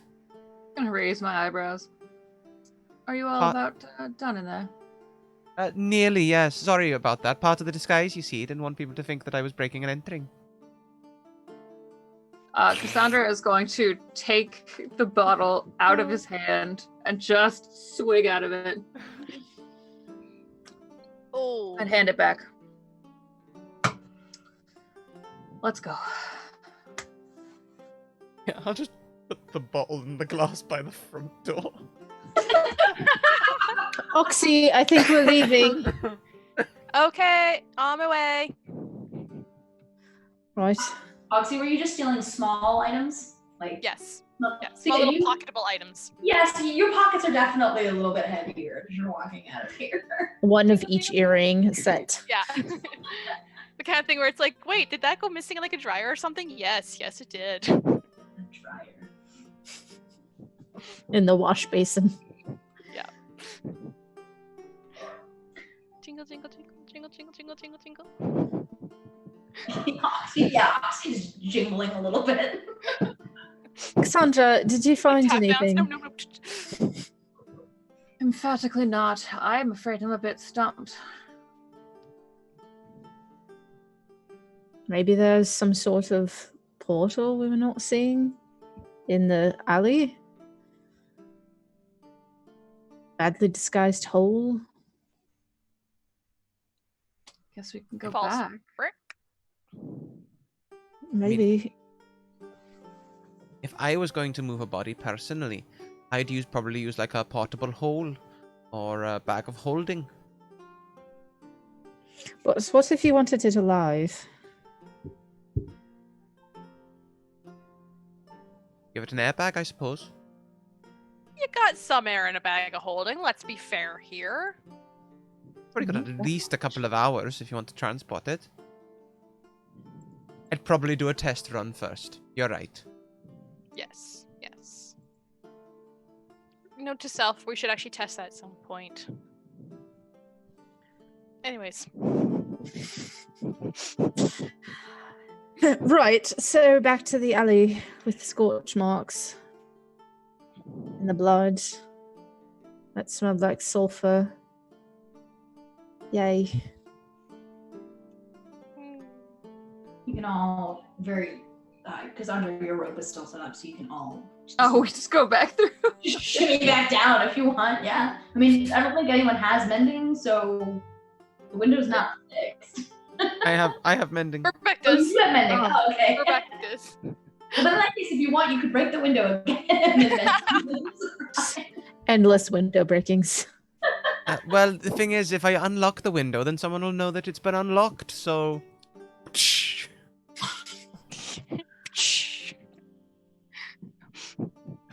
Cassandra considers explaining to them that she's got mage hand and other. She just never. No, it's fine.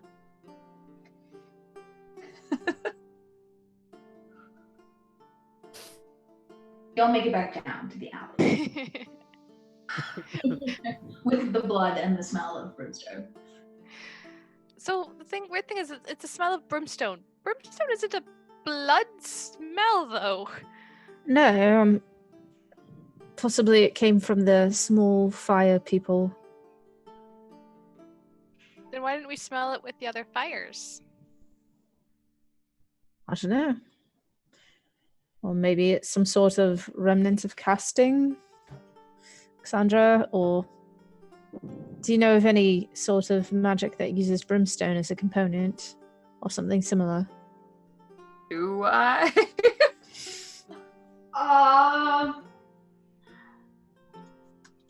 Or can't you? Make an Arcana check.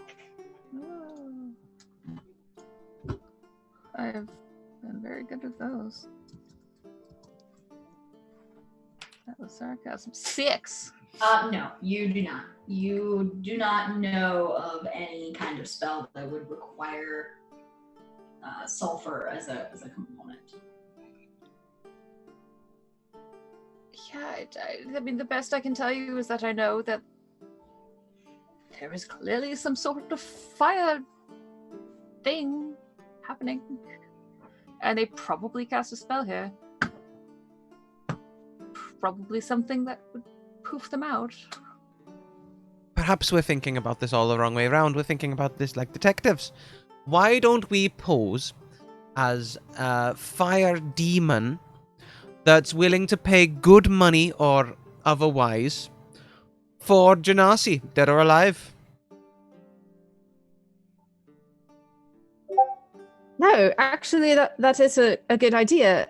So, who might your former associate have known that would have wanted them alive or dead that is made of fire or knows people made of fire or would hire people made of fire? Really, just anything to do with fire? Like if there was a fire genasi or maybe a fire elemental or a red dragon or something. Perhaps an acquaintance from a very hot summer. Cassandra,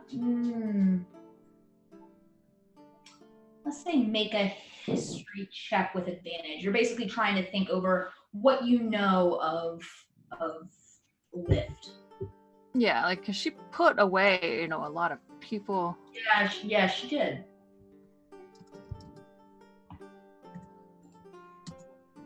Oh. I think I'll just no. let the first one go. Yeah, I got a natural 20 there. That's not a dice roll. Oh, did I just mess that up? Yeah, it just says rolling 20 plus 7, so it's just added 20 and 7. There's no D there. We wanted it hard enough. Do that? Oh, you're right. Yeah, just 20 plus 7. Okay, well, I'm gonna do that again. It's a good trick. I didn't mean to do that. It's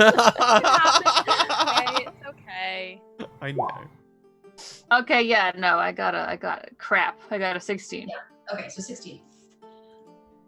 So yeah, you know that Lift, part of the reason she was so happy to be retired is because she didn't want to keep making enemies anymore.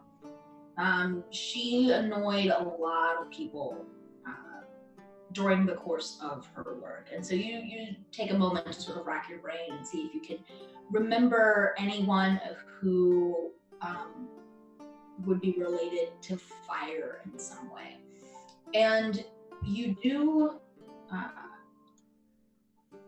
recall a case where Lift was where Lift brought in an Ifriti, which is a type of genie, a fire genie specifically.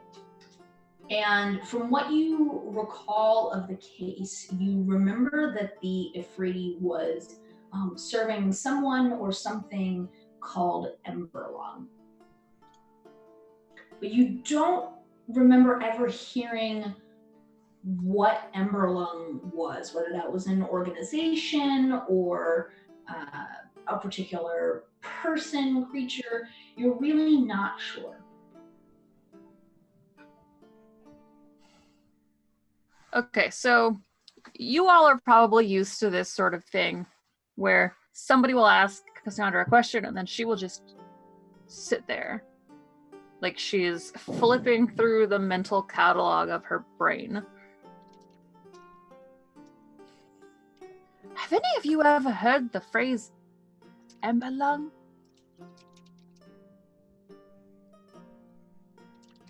I don't know. Probably not. Right. Me have a think. Oh my gosh. That's so perfect. I don't think that I have, no. Anyone who wants to see if they've heard of Emberlung may make a history or arcana check, whichever your votes. Except Oh, this will be fun. This will be fun. Hey!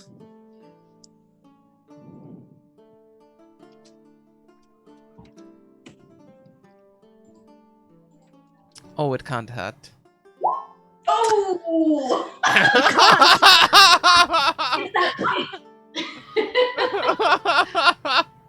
It's actually the manufacturer of your pipe.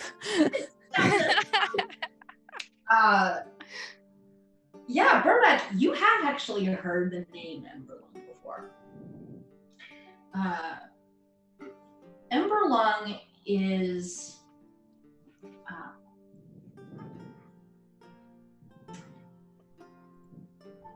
so you're a thief, right? Smuggler, really. I just... Yes. A dealer of things that are kept secret, or at least on the down low, right? Well, things that people need. Spell components, Yeah. potions. We just avoid laws and taxes. You know the name Emberlung because you at one point knew some associates who actually worked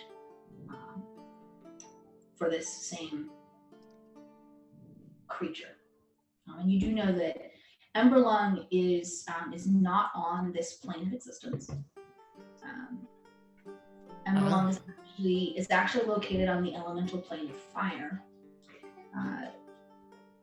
Every time you ever heard someone speak of Emberlung, you heard them say that Emberlung was a collector of both of valuable things, but also of valuable people. But you don't know you don't really know any more than that. Extraplanar collector of mystical things and other people. Yep, I remember now. Emberlung. That's that'll be the thing right there. Oh, great. So we have to track to what? Another plane? Can't do that. That's absurd. Well, I mean, it's difficult.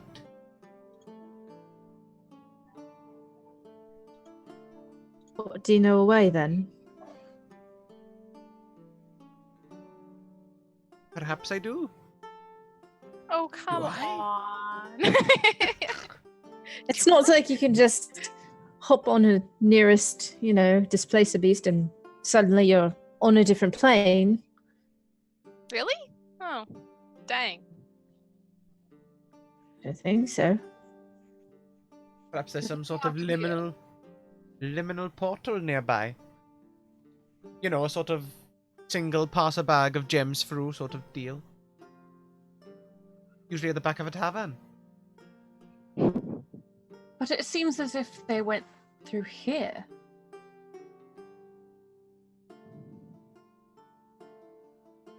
So you think that maybe it's whatever portal or blurring of planar lines might still be here?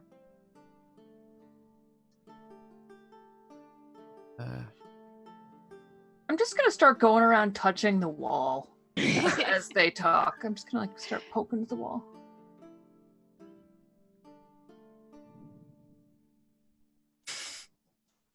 Do I have any idea how to actually get to other planes, or am I bluffing? For you, Burback, go ahead and roll me an Arcana check. Cassandra, for you, give me investigation and as you sort of go along feeling the walls. Okay, Arcana. Definitely my best skill. Whew. Woo! Nope. That was a lie. It's one of my worst.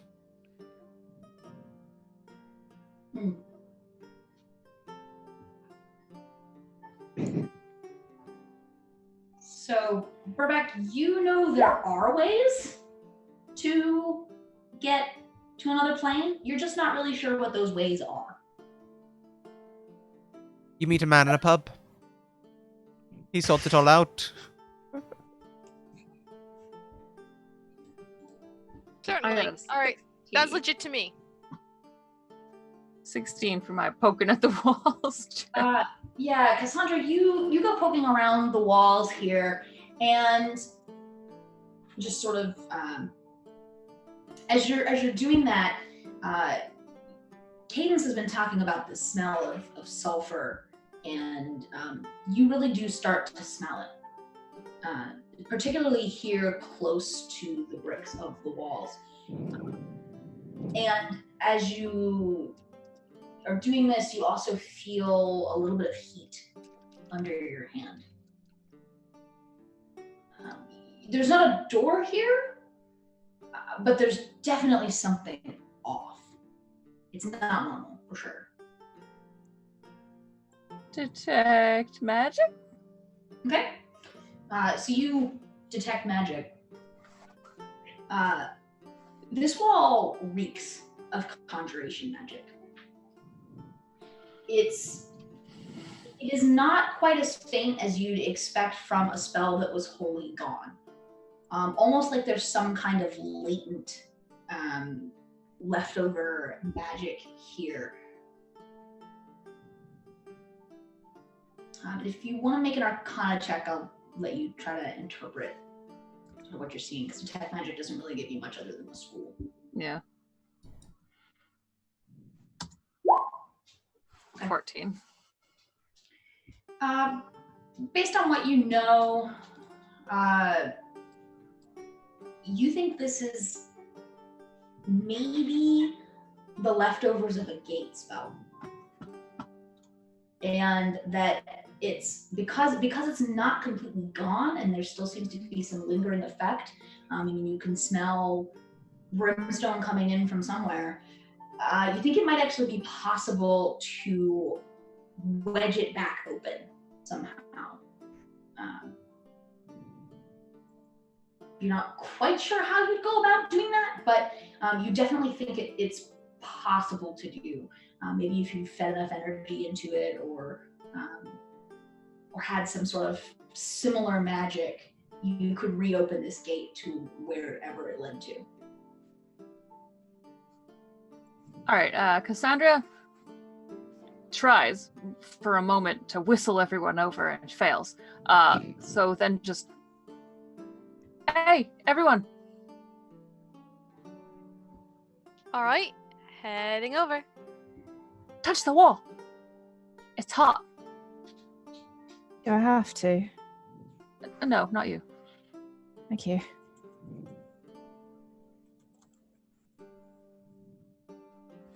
It was definitely a portal and it was here. Great, how do we reopen it?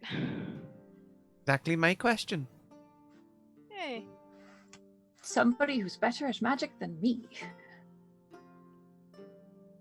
Does it have to be magic? Could I just sort of force it back open? I mean, you could certainly try. Jim, would it be possible to roll an athletics to force it back to where it needs to be? Sure. I was actually going to ask you what skill you were planning to try to use. Go ahead, give me a roll. I sort of see where there's a gate. Let me try to force it back open. Oh, wow. Sort of. All right, here we go. I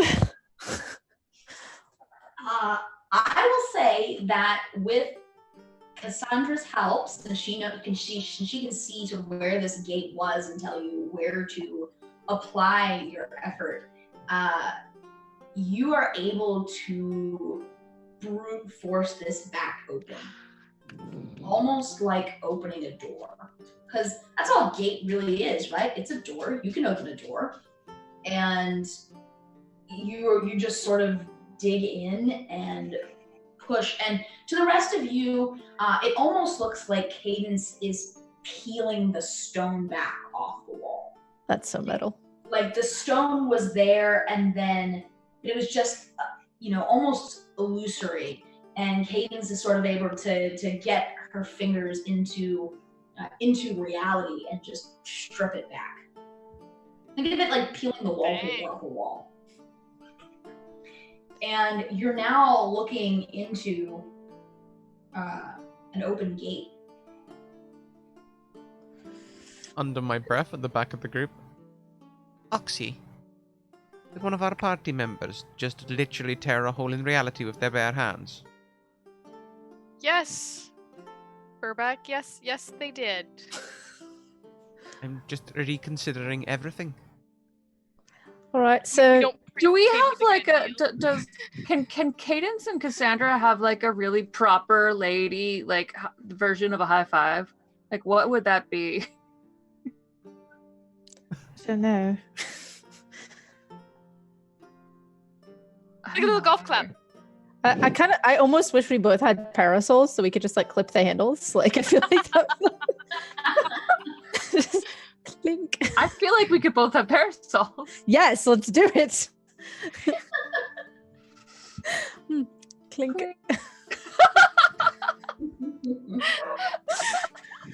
Right, adding a parasol to my inventory. Hang on. Burback. Yes. We're gonna stop pranking Cadence now, right? Yes, 100%. I don't think I'm ever going to play a prank on them again. No. All right, so I can go ahead and go through first, Cassandra, if you'd like, or you Well, may. well, wait a minute. It's very hot. Do we have... Are we going to be all right in there? I don't know. I'm not that sort of dragonborn. I've got some resistance to cold, but I'm not sure. You definitely can feel the waves of heat sort of rolling out of this portal. It is, I mean, it's already starting to make you sweat. I imagine maybe there's a potion magic sort of anti-fire cape or something we might be able to find in this I'll town? look around for an anti-fire cape. I mean, if she said it, it could be true. Already? Well, Sandra, you would know there is a pretty nice market here, so that is an option. Well, how long is this gate gonna stay open? Like, do we have to stay here, like, clutching it open, or is it just open? Don't worry, I've got it. I'll take a shoe off and put it just inside the doorway of the wall. Honestly, it might behoove one of us to stand here and make sure that no errant children or birds or anything gets, curious. You know what? Why don't I stay? And you all can do what you do best. What size do you wear then? I know it's not a proper question, but... I actually think I'm going to be all right. All right. If you say so. So, to shops then, very quickly, to market. Don't split the party. Now remember, they've just had a fire crisis, so every second-hand 2-bit dealer's going to be selling rings of fire protection. Don't fall for it. Okay, we're looking for the real deal. Once we're out of Well, shot of Cassandra, I'll say, but a lot of people have left too.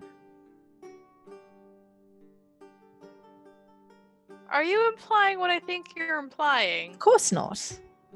That wouldn't be proper. It's not right to loot people that have left during a crisis, unless, of course, you're trying to save them from further crisis. I'm impressed. You can do some real mental gymnastics to justify your actions. It's great. Well, simply on to the next great adventure. That is what I've been tasked to do, is have great adventures. So sometimes you have to justify your means to that end. So we just go and bully a shopkeeper then? I'd hoped one that was already gone, but if you see a shopkeeper to bully... Well, let's start with as one that's already gone, perhaps that had a rousing fire sale, and see what we can find left over. Yeah, so you have your little brochure, your tourist's guide to Ordham. So I love that we have that. your was it Frosh or Fromers? Fromers. Yeah, you can. So you've got a little map in there, so you can follow the map and come out near what's known as the Grand Market, which is just a very large collection of different shops. Some of them are actually in buildings, and then there are also sort of pop-up shops, almost like a street market as well. There are some that are definitely more generic adventuring gear. You see a store from a very common chain called Adventurers R Us that has sort of, ropes and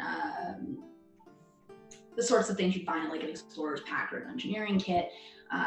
You also see there's a really nice gift shop that's selling snow globes, like those little collector's spoons and bells, basically touristy things that you could take out of the city. You can probably selling t-shirts. But then there are also some more specialized specialized shops. There is a jeweler's that has some beautiful jewelry in the window and is specifically advertising magical jewelry as well. There is a blacksmith. There is a several different clothing vendors, shops that are selling, nice boots, tailored cloaks. Where do you want to go? Do any of these look particularly magical? As opposed to just fine? Yeah, a lot of these vendors are actually specifically advertising that they sell magical gear, right?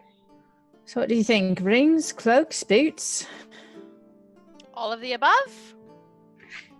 I know that Cassandra said that they'd probably be alright, but maybe we could get them some blacksmith gear as well, just some light levers. Like, oh, we know you'd be alright, but we didn't want your clothes to get all burnt up or something. Yeah. Probably. I had a child's book that put me right off of these sort of pop-up shops, It was a pop-up book Really? about pop-up businesses. But by the end of the book, they'd all folded. That's a dang shame. Sounds like the nature of the beast. Did you learn anything about them? Not really. Just don't do them, I guess.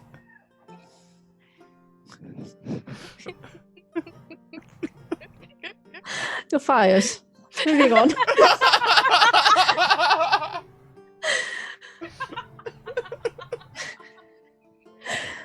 So I think probably a clothing store I would like to go to. Maybe try to find, I don't believe I'm wearing a cloak. Try to find a nice cloak that would protect us from fire. Sure. The yeah, bracers or such. Yeah, you can find a shop that's specifically advertising magical articles of clothing. So specifically cloaks, boots, like leather armors, lighter armors. They're not a blacksmith, but like leather armors. A clothier. Yeah, it's a clothier, exactly. So things of that nature, yeah, bracers, smaller articles of clothing that potentially could protect you. All right, so shopkeep, purveyor of goods. Yes. Hello. My friends and I are looking to procure some fire-resistant or fireproof gear. We were wondering if you might be able to help us. Very popular today, I must say. I could imagine. Well, what particular item of clothing are you looking for? Did you want something big like a cloak, or would you prefer something small? Personally, a cloak. I think maybe I don't know. Do you think Cassandra would like a jaunty hat or something? Oh, I think a jaunty hat would be nice. What about A those jaunty- fancy twirly things that you two always carry around? The parasols.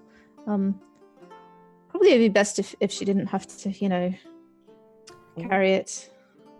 I wonder if you have one of them like gimmick things. They might be quite useful in this situation. The parasols of water, the ones that rain on the inside.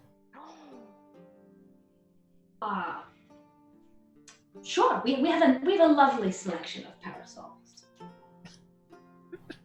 Very good. And what would you two like? I think a cloak or a coat or something long I can wear again over top of my armor would be nice. I really fancy a dashing cowl. Right. So You'll find, sir, that we have a fine selection of items in all different styles. So for context, Fireproof. anything you want here, you can get. I will let you purchase pretty much any article of clothing that you would like to have that will grant you fire resistance and resistance to and tolerance for extreme heat. perfect. Now, if you could just put them all together in one basket. Oh, absolutely. So that's going to be 2 cloaks, right? Of course. 2 cloaks. And you wanted a cowl, you said, or did you want the parasol, or both? Both. Both. Okay. And Wait, is the parasol for Cassandra or is it? Yes, yes. But I might as well just say it's for me for now, and we'll go Right. from there. Of course. The shopkeep kind of bustles around with a little basket. You see her go. She pulls in 2 cloaks that are made of what looks like a thin, wispy material, and they're red that fades down to like a sort of burnt ochre color at the bottom. And there's a cowl as well, which looks to be made of a very, very similar fabric. And then she picks up a very beautiful blue parasol that seems to be made of very fine lace that's done up in beautiful wave patterns. And she'll set all of those in the basket and bring it back to the counter and say, right, so we have 2 cloaks, a cowl, a parasol, and she gets out with a little piece of paper, writes on it, seems to be tallying up some numbers, and she says, Oh, don't worry about the bill. You can just send it straight to the local police force. We're on official business. you're with the Dawn Legion? Indeed I am, yes. We were just bought in special. But you don't have a badge. No, we're special forces. We're operating undercover to try and figure out what's got behind all of these attacks. You can ask... I can't remember the name, but Burback would. Is it Teldoran? It's Beltar. Beltar. You can ask Beltar. We're on his official business. Make a persuasion. Persuasion? Yes, please. Oh. All right. So she smiles. She says, "Oh, you're friends with Beltar. I love Beltar. Such a nice man. All right, just this once. I'll put it on his tab." Thank you very much. And she will slide the basket over to you. You should tell him if you feel that way, about him, if you love him so much. Oh, I mean, he's just a nice Oh, person. darling, it's none of my business. It's not proper, but you should tell him. If you're that way inclined, my friend Cadence here has been ordained, so I know. I really don't. Oh, it's okay. Don't worry about it. It's quite a pleasure. Ceremony was one of the first spells I picked up. Well, I thank you for the offer, but really, it's not good. But That's 2 AC for 7 days. I have questions. I have questions on how having a ceremony that we're getting married gives you a bonus to your armor class. That's in the spell description. What have you done with the whole? Well, I guess if you think of the whole people protect each other kind of wedding thing, sure. Will death do you part? You start Really making sure you whacking. don't get that death part too soon. You start whacking things away with your bouquet. It seems like it's an attack bonus, not an armor class bonus. +1 bouquet of defense. Yeah. The bouquet just orbits you like an ironstone. Hey, I will make that, okay? Again, librarian is something I'm going to see working on with Nerdsmith. Anyway, Cassandra's probably waiting for us. We should get back, shouldn't we? Of course. We should. Absolutely. You all start trekking back toward Cassandra. Cassandra, what have you been doing? Because they've probably been gone for 45 minutes total doing all of this. I think for a little while I was a little paranoid, so I had my parasol kind of like blocking the hole in the wall, and I was just like, nothing to see here. But when nobody kind of showed up, I just no, all right. And I just I'm leaning against the wall. And I'm also going to take this opportunity to say my armor's power word and change from my very proper kind of Victorian lady looking outfit that I had for visiting my friend and I will make it look like something that is way more appropriate for traversing in a land that is very hot. So I might have like no sleeves. Super risque. Woo! Woo! Shoulder. Yeah, so you're leaning there about we'll say about 30 minutes of this time has gone by, enough so that you've sort of relaxed into this, and you actually hear Beltar calling for you. He's just saying, Cassandra.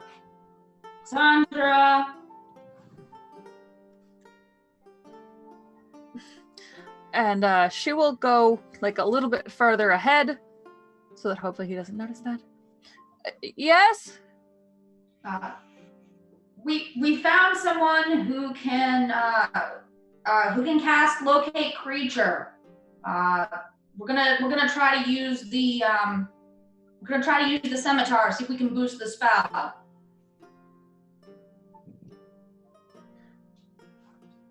I suspect that if you come and do it close to me, you might have an easier time. In the alley? Yes. And this hesitation is Cassandra knowing that Burback is probably gonna just tut-tut at her for letting the actual police see the portal. You see Beltar rounds the corner into the alley with with what looks like a priestess in tow. She's wearing a really nice robe that has the symbol of Lathander on it. Definitely someone from the temple complex here in the city. And they both sort of stop dead as they see the portal in the wall behind you. And Beltar says, "Oh my." Yes, I think that if you do your spell in front of this portal, it probably will confirm what we have almost certainly already figured out, that she went that way. But don't worry, we've got it. Where does that go? Just, the elemental plane of fire. Okay. Nice to meet you. That sounded warming. Yeah, she just sort of like waves weakly, like this is totally above her pay grade. He says, do you even still want us to cast the spell? I mean... I don't know, I think it would be nice to get confirmation, for your records. Okay. He sort of gestures over to the priestess who... she has the scimitar, you can see, and she sort of sets it down on the ground and starts drawing what looks like some kind of circle and chalk on the ground. Definitely appears to be making some kind of modification to the normal locate creature spell to try to amp it up in some fashion. And then you see her sort of close her eyes and raise her hands, and the circle kind of lights up. And I'm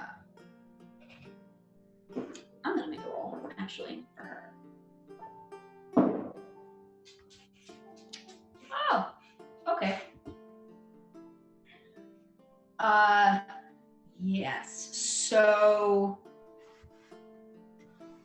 she casts the spell, and you see this light up, and she seems fine for a moment, and then she lets out a scream. Not one that's very loud. It's muffled, almost like you see sometimes in like really creepy movies where it's a scream, but it's muffled, like something is preventing all of the sound from coming out. So really quiet, really high pitched. And then you see the tips of her fingers go gray.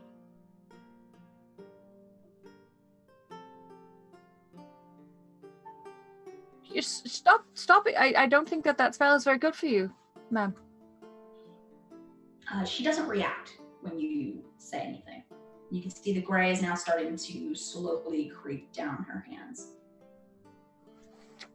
I'm just gonna look at Beltor, like, in horror.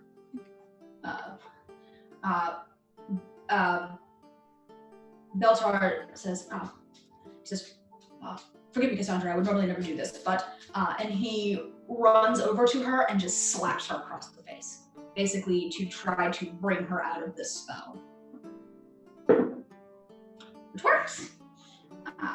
So he hits her and she sort of like staggers back a little bit, and you see she seems to be reacting normally again. The graying of her hands stops, but it doesn't go away.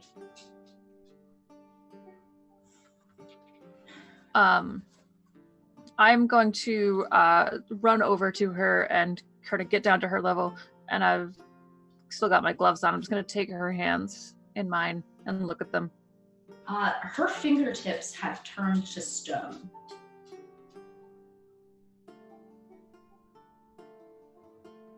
I'm going to poke one of them with my fingernail. Do you feel that? She's breathing very heavily, like she's almost like she's running a marathon or something like that, and she says, "No, I can't feel anything." Okay. So then I'm gonna cover her fingertips with my hand. It's fine. Just breathe. I've got. My friends will be back, and maybe one of them will have an idea of what to do with this. And Don't think about it. This is the point at which Burback and Cadence and Oxy all come around the corner. So you see Belchar standing, this woman that you've never seen before, who's kneeling by this circle on the ground, and Cassandra kneeling with her. And holding her hands. Holding her hands, yeah. Oh, well, this is a lovely scene to walk into, dear. What happened? A decadence. Could you take a look? At what exactly? And I kind of like lift my hand up so You Oh. you can see the fingertips. I see. That's troubling, I suppose. Trying to cast locate person. All right. Well, going to try. Oh God, give me your hands, dear. Just gonna try to do lay on hands. To cure a disease or neutralize a poison. And see if that works. Let me check something real quick. If it doesn't, I have other options. Just more expensive options. That does not seem to do anything. All right. A bit tougher, I see. Let me try this one.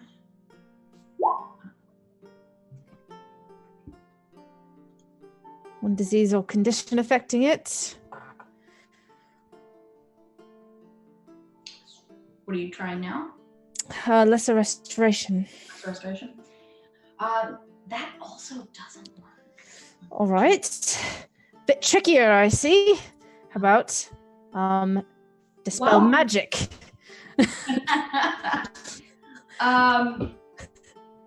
I will say you can try to spell magic. You're going to need to roll for it.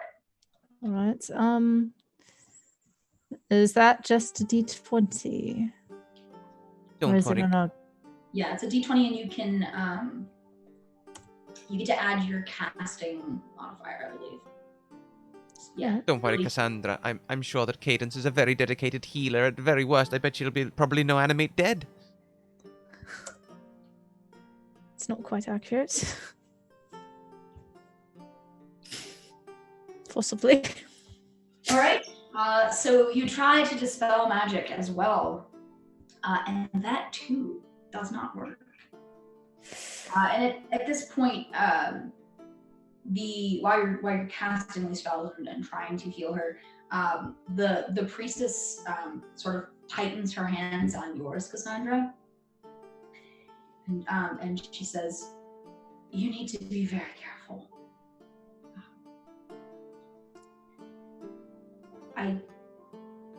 when I cast the spell, I could sort of feel Lift's presence, and then something else interrupted it, and all I could see was an eye staring at me. What kind of eye? It was almost as big as I am, and I don't know what it belonged to, or if it was a creature, but it was there was an intelligence in that eye. I think whatever it is may have your friend. Do you remember what color it was? Gold. Gold.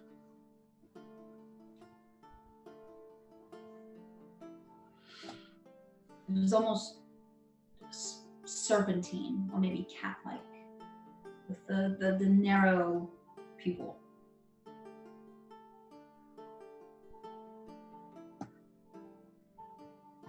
Do you know other clerics or Yes, such that can help you with your hand? the clerics here are very good. I'm sure I can find someone who can help me. I don't want you to be held up on my account. If you have important things to do, I can go find healing elsewhere.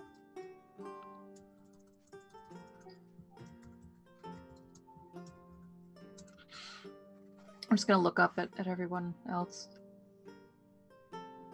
Done pretty much everything I can do, so unless anybody else has some other spell they're willing to use, or potion.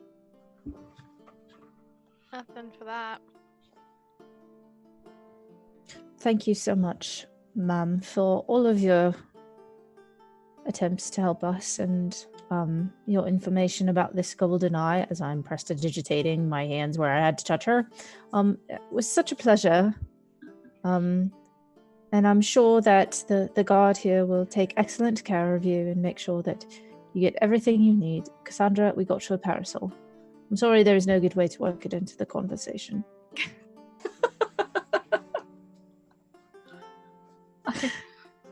Thank you. Of course. It was Bobak's idea. Got a parasol already, so I just hold it in my hand with... I've got 2 parasols. It might help in there. Oh, we should keep going, shouldn't we? Do we get We to like should. choose what our cows and stuff look like? Because it's fantastic. Oh, brilliant. Fox ears and a tail on the back of my cow. I found it whilst browsing. It's a cowl of the firefox. Appropriate though. Yeah. It is. Yeah. Beltar will actually help this priestess up, like stand up and being like very gentle about her fingertips that she can't. So it sort of helps her by pulling her up by like the arm instead of her hands. And he looks back at you, Cassandra, and he says, "I'll make sure she gets to back to the temples and to someone who could help her." And he looks over at the gate and then back to you, and he says, "You sure you don't? Do you need any backup?" Well, I think it might behoove you to post a guard at the entrance to this gate since we've opened it back up. Yeah, I can definitely do that. I'll get some of our best men. And don't let it close because we don't have a way of... We'll do our best. I'll see if I can. Maybe someone in the Legion knows a good wizard who can help us keep the door open. Thank you. Oh, I just forced it open. So, if you have somebody as strong as I am, Not that many people are as strong as you do. Oh, thank you. You're too kind. And you see him as he's walking off with this priestess. He shouts for a few of his the people who were already investigating the house to come over and watch the door, at least in the interim. And they'll come over and sort of, they're hanging back right now, sort of waiting for you to do whatever it is that you're going to do. All right, so thank you, townspeople. We shall be leaving now. If you have any further concerns, please contact somebody else. Cassandra, shall we? Indeed, are you all ready? I believe so. Oxy, Bebek, are you ready? Belta, remember to follow your heart. Oh, by the way, where we got this stuff is this place. You should absolutely check it out. Yes, as he's sort of walking away, he goes, remember the name of the shop? You should go and, truly have an experience. Be polite. Be kind. Into the portal. Right. Walk right in. All right. Are all of you going in, I assume? Yes. Yes. All right. So, Swap out cloak for cloak. yes, you get all of your equipment on, ready to go. And I am clutching I'm gonna hang my previous parasol like on my belt. I am going to hold the parasol they gave me, and I'm also gonna hold my sword in the other hand. I'm just gonna leave the sword. all right. The sword which makes me fire resistant. You step through the portal. Perfect. You step through the portal into this intense heat, and everything sort of goes red for a moment as you're moving through this interplanar space rather. And then you emerge out into the strangest landscape you've ever seen before. To your right is a sea, possibly an ocean, but it is not a sea of water. It's a sea of lava. And on that sea, there are brass ships actually sailing back and forth, just like there would on a normal ocean. And a mile or two away, sort of situated on the edge of this sea, is a beautiful city with very high metal walls, beautiful spires. It almost seems alive from a distance, as you can sort of see flames moving around it. And then around, beyond the city, you can see rivers of lava. You can see far off in the distance a range of mountains that are erupting, spewing ash up into the air, but also more, the source of the lava. You see ruined towns and cities, stones standing up that look like they've been knocked over and worn down by time. And you are now on the elemental plane of fire. It is hot, very unpleasant. Like the steam just rising from the ground as you stand here is unpleasant. I don't like this. Cassandra's gonna look a little sheepish and kind of gesture towards the lava ocean. Well, Burbeck, you did say you wanted us to take you to a beach.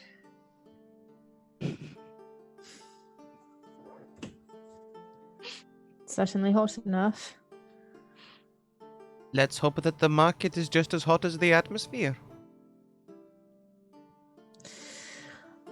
And all of the products you take from it, will they be just as hot?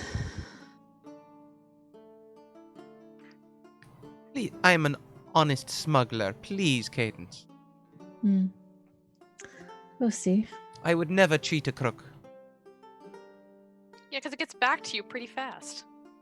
Exactly. What, so you only cheat the honest ones then? Just the ones that pay attention. Well, no, because if they pay attention, you can't cheat them. Well, if they just pay attention to the laws, I mean. Oh. And they could always be paying attention to the wrong thing. So, how do we find someone in all of this? All of this. Do we have a way to track?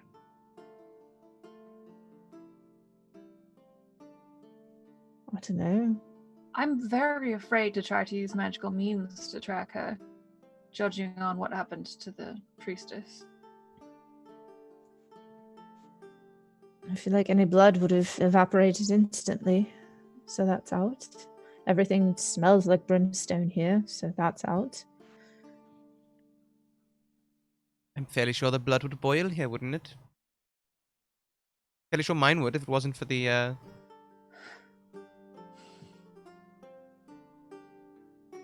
Make a perception check, all of you.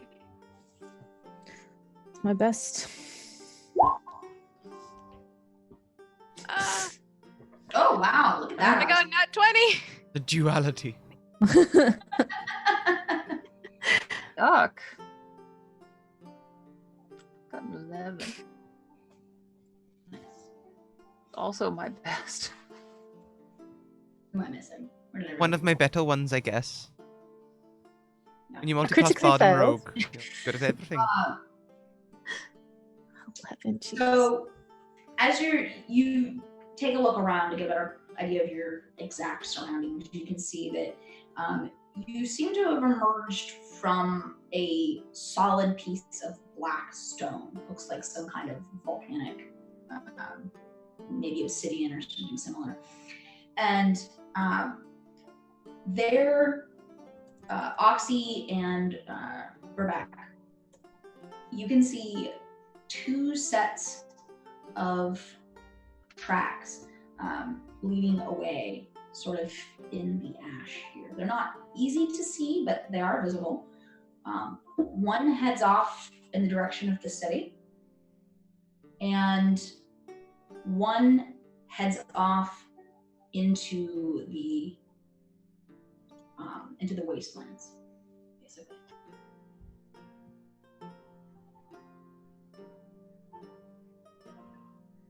Like to the wastelands. The wastelands. I suppose. The fire plains. Anyone else feeling hot, hot, hot? Quite. And I think we'll call it there for the night because it's 9:20. We've got some outros to do. So we will pick up next week with all of you heading out, it sounds like, into the wastelands. Oh gosh. Where these tracks lead. Oh boy. Be still in my heart. Well, I said I wanted a campaign hot off the press, I guess.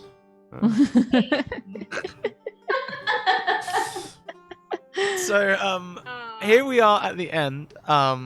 We do have credits. I've sorted out the credits, so we will be outroing with credits.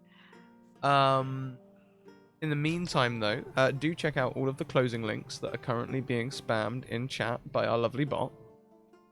And we are going to head over to the Discord, where we will talk about the last 3 hours and all the shenanigans that happened. And we'd love to see you in there. It will be in the curriculum tab under the Choir of Elements. So come and talk to us there. We will be back in around 40 minutes with another season premiere of Apotheosis, which is DM'd by Academy Gremlin Mackenzie in chat, and includes a whole bunch of awesome people. We might have written a 6,000 word relationship document about two of our characters before the season began, just because we wanted to have an established relationship. As one does. As one does. As one does. As one does, yeah. So everyone, thank you very much for tuning in. And until next time, keep on evoking emotions. And we'll see you later on. Bye. That was a quick fade. Bye.